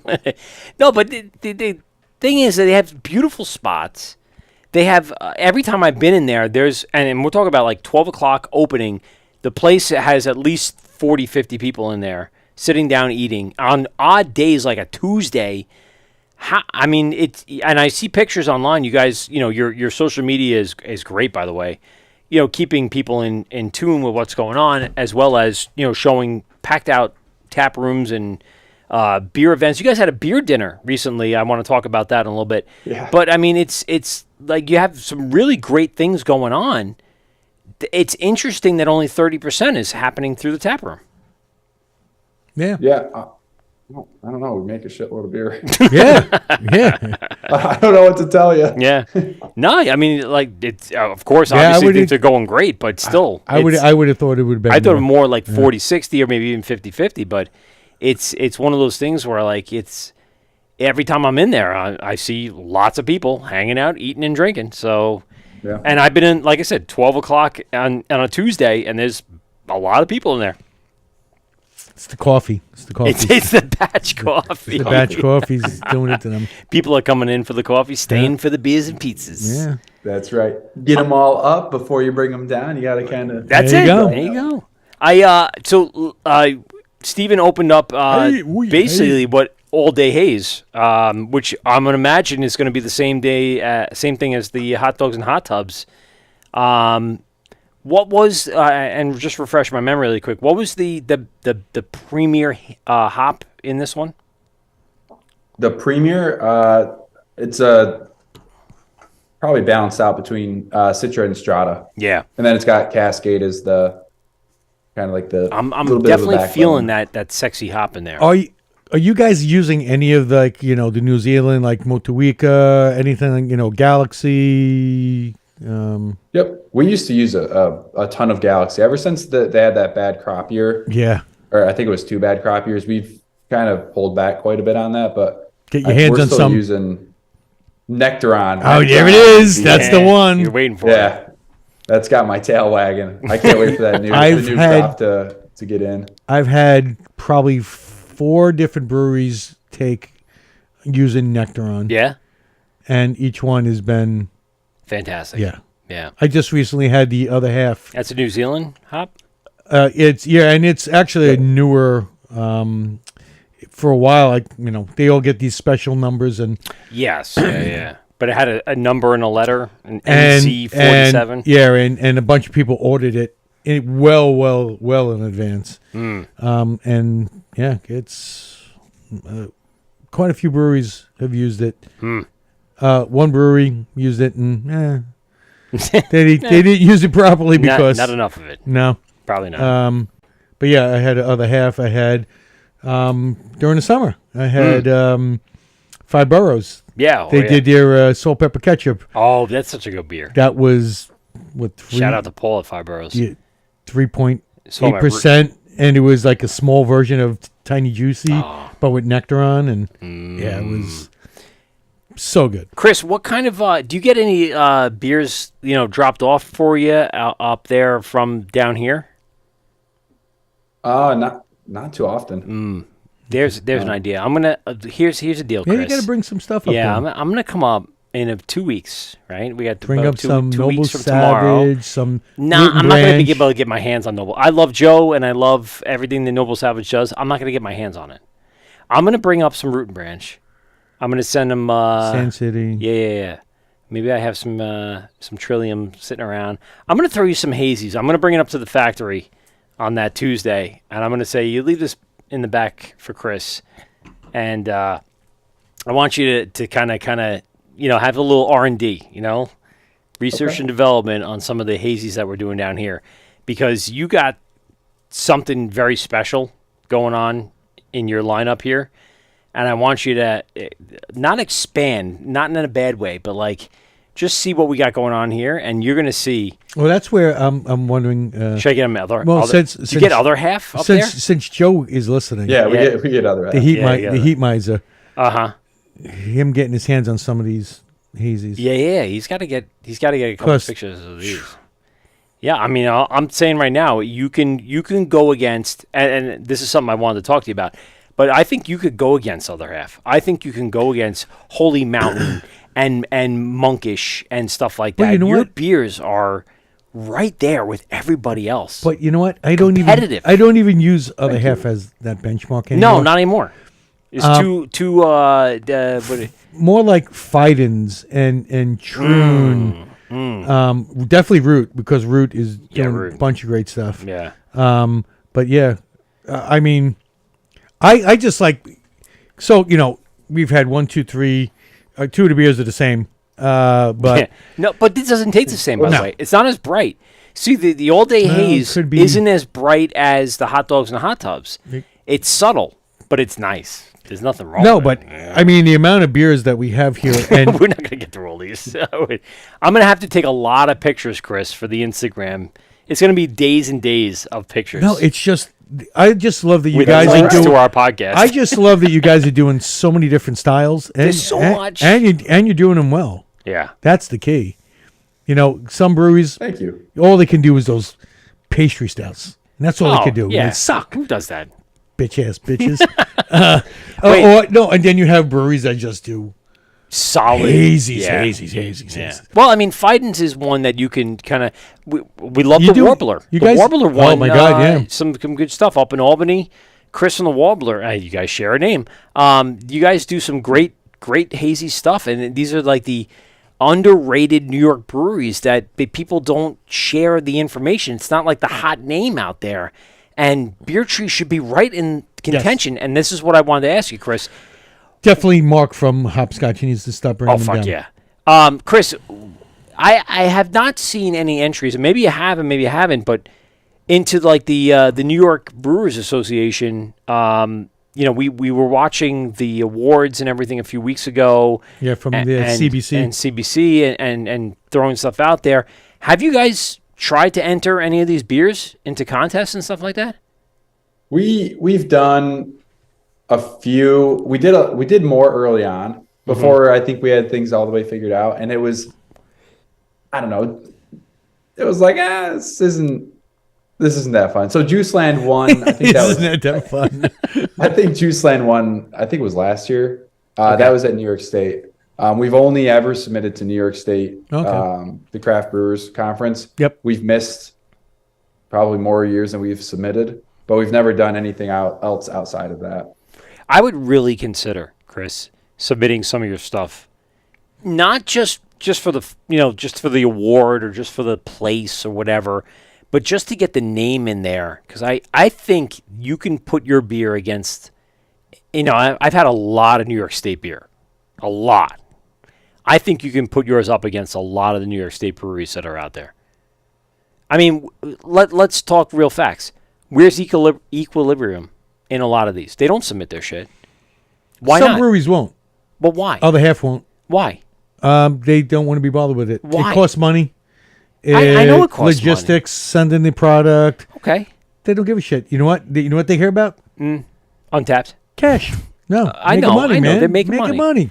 And listen, That's all they care I'm about. sure Chris is doing well with what they're doing. But you to have get the breweries name like state, Grimm yeah, who are getting the money, they make money. and they also are winning shit ton of awards. Right. And isn't that the prestigiousness? I just think Well, here's from the what thing. we've tasted from Beer Tree, they would do extremely well. Some breweries want the prestige and want the accolades and want to tap themselves on the back, saying, "Look, my peers think I'm doing a great job." Okay. And there are other breweries that are like, "I don't need anybody to tell me I I'm see where doing a you're great going job. with this. I see where you're going. I know I do a great job." Yeah. Yeah. And it's up to the owner, the brewer. Listen, and CBC isn't like the biggest award ever. I'm just saying in general, their beers compete with anything. I mean, It's not like winning a World Beer Cup or GABF. No, but I don't know who's done that. Who done that? I don't know. I don't know. That costs money. That Maybe costs me. time. That costs Maybe I did. travel. Maybe I did. Maybe Yeah. you did. I like to, you know what? Every so often I like I'm to just saying. tap myself on the Think back. about the beers you brewed and think about these beers. They're right there. Oh my God, these great beers. Yeah, that's what I'm saying. They're right there. Now here's a for instance, if my buddy Whiskey Paul's listening, Whiskey Paul. he says it's so funny. He goes, man, every time I hear you guys do one of these shows, these beers sound so wonderful, and I can't get my hands on them. I know. He's like, that's because we seek out the uniqueness. And the key is we don't rate beers. No, we don't. We refuse to do any rating, but we will. We'll give our opinions. We'll give our opinions. If you hear us say nothing, then, and I told him that. Yeah, if you hear us say nothing, then we know. Like, I know I won't say it on this show, but there are certain things I will say when somebody's beer is not good, and I'm trying to pick something good to say about it. So you have great can art. Oh, wow. Wow, your head retention's awesome. But when we're Chris, that's not you, brother. Yeah, no. So far, no, you have good head retention too. You do have a good head retention. But that's not what we're talking about. No, man. So far, I mean, beer after beer. Yeah. That's what I'm saying. Like Pilsner to the IPA to the Schwartz beer to the food to the lager. I mean, you have to say you are correct on that Schwartz beer. That was. Dude, fantastic. That was really good. Dude, I'm just saying. Really good. I'm just saying. And we try to find those out, too. We try to find people that make them. Oh, yeah. Because they're not as easy to find. Chris, you have, like, a shit ton of experience, obviously. Excuse me. And what you've got. I know. Well, it's been fucking 5 beers here. What has been the biggest standout in your evolution of the brewery at this point? Like, what's the one thing you can pin this on that would give people like, that's the one thing you should probably be focusing on as I'm starting a brewery or starting some labels or starting, information or... Don't do it. Right. Yeah. Be ready to just give your life away. Yeah. Yeah. I think that's a hard question because it's like you can't... I'd say, make sure you're passionate about what you're brewing, but at the same time, it's like if people don't like what you like, you gotta make a product that appeals to the masses if you want to have a successful business or if you want to try to grow. Like you can't make a product that's like fitting in this niche. Like, oh, I built my business around brown ales. It's like, well, I'm probably not gonna go as far as if it's like there's a brown ale, but like I know most people like to drink, like right now, it's like we're pumping out a whole bunch of fruited stuff. It's like, do we love brewing the fruited stuff? It's fun. It's like you get to be so creative with like the combination of fruits. It's like making your daily smoothies, but but that guy doing the brown ale, he's like, yeah, well, I came out with a hazy brown. It's a thick brown chocolate, thick hazy brown. Yeah, so I guess from a business standpoint, like you gotta make beers that people like. Yeah, you gotta kind of set your gotta know your audience, whatever it would be. Yeah, know your audience. Like we don't. We have no clue. Be nice, be receptive to feedback, even though people on Untapped are idiots. Just not on Untapped. Hey, thanks for that fucking quarter cap. I really appreciate your honesty, and I'm going to come to your house and kill you. Reply, downward thumb. Yeah. Done. Yeah, it's like just standing at the bar waiting for reviews of something. You see a bad one, you point out the guy, hey, you motherfucker. I see you over there. Don't you dare. Fuckface. You got your picture on your goddamn... Don't think I don't see your avatar. Your dick. Avatar. Chris, I want to ask you a little bit about the future of Beer Tree. Give us what is in the works. What's the plans? Works? The works? The works? I didn't say the works. You said works. Is it the Wort with Mike, Pete, and Steve? It's the works. No, it's the works. Oh. What's going on? What's in the back room right now that's being thrown around as big ideas of what we're going to do next? Midgets. No, it can't be those. Oh. So, I mean, there's the product side of things, just trying to continuously innovate using the different technologies that are coming out. Are you going to do like a cool ship? Oh, so we were thinking this is kind Here of we go. more from the coffee side. Okay. But using like a cool ship so you can inoculate. There's a certain bean. It's the whoosh whoosh. It's an Ethiopian bean. It tastes like Fruit Loops, and they inoculate it with a bacteria. So what I was thinking is we set up a cool ship locally, and we get bacteria, and we inoculate this coffee bean with our upstate New York bacteria, and then it makes whatever. It wouldn't be whoosh whoosh. It would be whatever the heck comes from it. But I think that'd be really shit. cool. It'd be Binghamton college student Yeah. urine because Yeah. to be all pissing in it. No, I'm only kidding. No, post frat party. That's a fucking. Goodness. That's an awesome idea because many breweries do it. You know, they have cool ships and Yeah. when I was at Lost Abbey and when I was in San Francisco, you know, you see the open windows and but to do it with coffee, that's That's interesting. interesting. Yeah, I would want to see how that comes out. Yeah. Fruit Loops and then just like tone it down with the bacteria. Well, who knows what it would be from upstate? What it would impart? Huh. Yeah, And I Fruit say Loops and upstate, but- friggin' tomato soup. Tomato soup and vomit. No, There you go, God. bro. Well, let's hope not. You guys obviously, have expanded over the last few years between the factory, the farm to start, the factory, The farm the and the farm. downtown, the farm and the farm. Yep. Do you have another location thinking forward here of what you might want to do, what you could do? Where would you expand to if you had the opportunity? Yeah, we've looked at a couple spots. There's nothing like that's like 100%. It's kind of just like as opportunities arise, it's like we're not batting them down right away. It's like everything deserves a glance, and if it makes sense, then we'll take the next step. If it doesn't make sense, then we'll just kind of keep our eyes open, keep our ears open, and keep kind of just seeing what's out there. I don't think our growth. I don't know. We're not just gonna say, we're done. You know, They're coming up with ramen and dumplings next. Yeah. I know they are. It sounds delicious. It's gonna be right next to the coffee place. Shit, and now I want ramen and dumplings. and you're gonna be able to get. pretty darn good. You Yeah, could, damn bro. right. You could work out. Yeah. You could go to the doctor and get like a B12 shot to keep you going. Yep. Then come get some beer, chicken sandwich, Yep. and some ramen Pickles. and dumplings. Go home. I'm telling you, That all sounds delicious. It's all there. You don't even have to leave. And they're gonna do like those little pods, like in Japan where you go to sleep. You just take the nap for a little bit, then you come back out and you. Again, a great all idea. sounds delicious. This is me rambling from way too many of these delicious beers. Yeah. So let's give you an opportunity here to share some of the information with our audience. Where can people find you? Let's give the locations. Let's give some operating hours, some websites and contacts and social media and stuff like that. All right. So you can find us on Instagram at Beer Tree Brew. And then we've got, I don't know the handles to these, at Beer Tree Brew, or no, is it Factory Beer Tree? It's a lot of things. it's You all have of them. so many If things. you go to at Beer Tree Brew, we've got it in our bio, the other Yeah. or well, I guess the 3 locations, because Beer Tree Brew is just kind of like our generic On Instagram account. on your website, any option there for people where they can find your beer?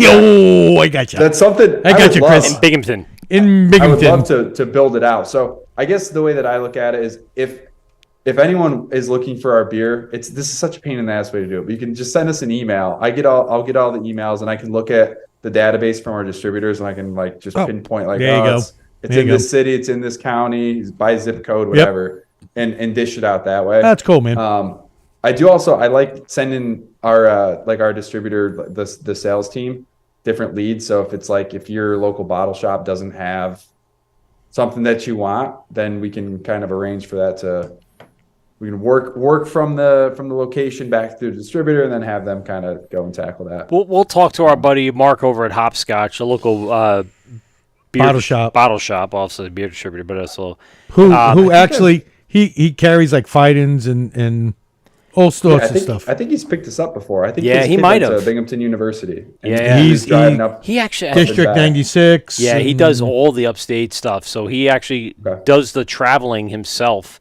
He'll go for like a weekend. He'll be like, all right, I'm going to go up and hit like 3 or 4 breweries, grab some stuff, bring it Yeah, back. he's had Myers Creek. Oh my God, he's had so many upstate breweries. Mark's a great guy, and he'll Great place. we'll recommend it, of course, and then we'll post on our Instagram when he reposts it on his Hopscotch bottle shop. And by the way, that Hopscotch bottle shop brewery bracketology did very well this year. And they won best grilled cheese Of course they did. because Because it's how can deliciousness. they not? Because Yeah. that's what they do. So go ahead and go to Beer Tree Brew, or just type into Instagram or even in a Google search, and you'll find all the social media contacts that you would need.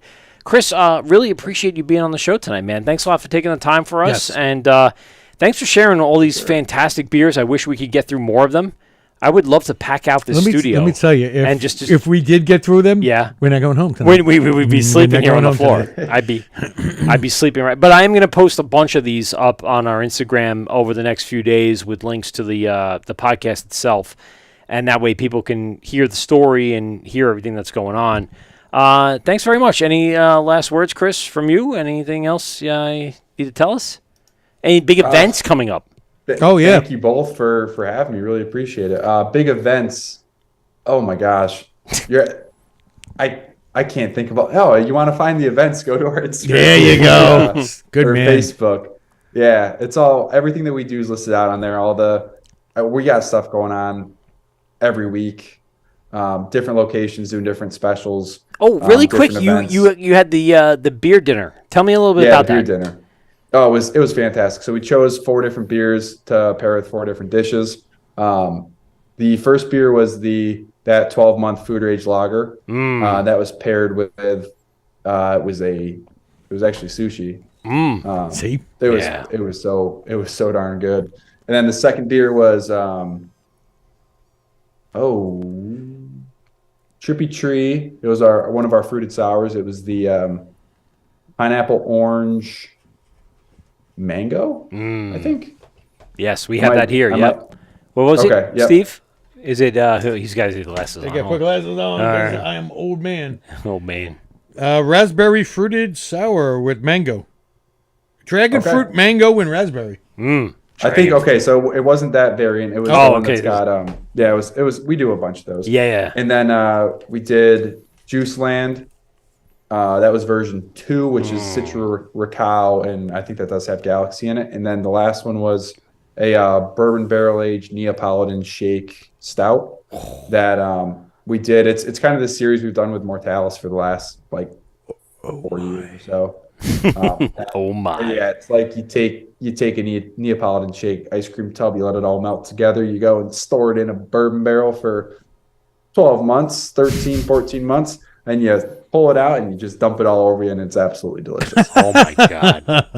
Oh my god! That sounded like a lot that I would want. Yeah, all of the things that are deliciousness. Yes. Chris, if anything comes up between now and April 25th, which I will be up there, let me know. I'm gonna bring you some beers up. I promise.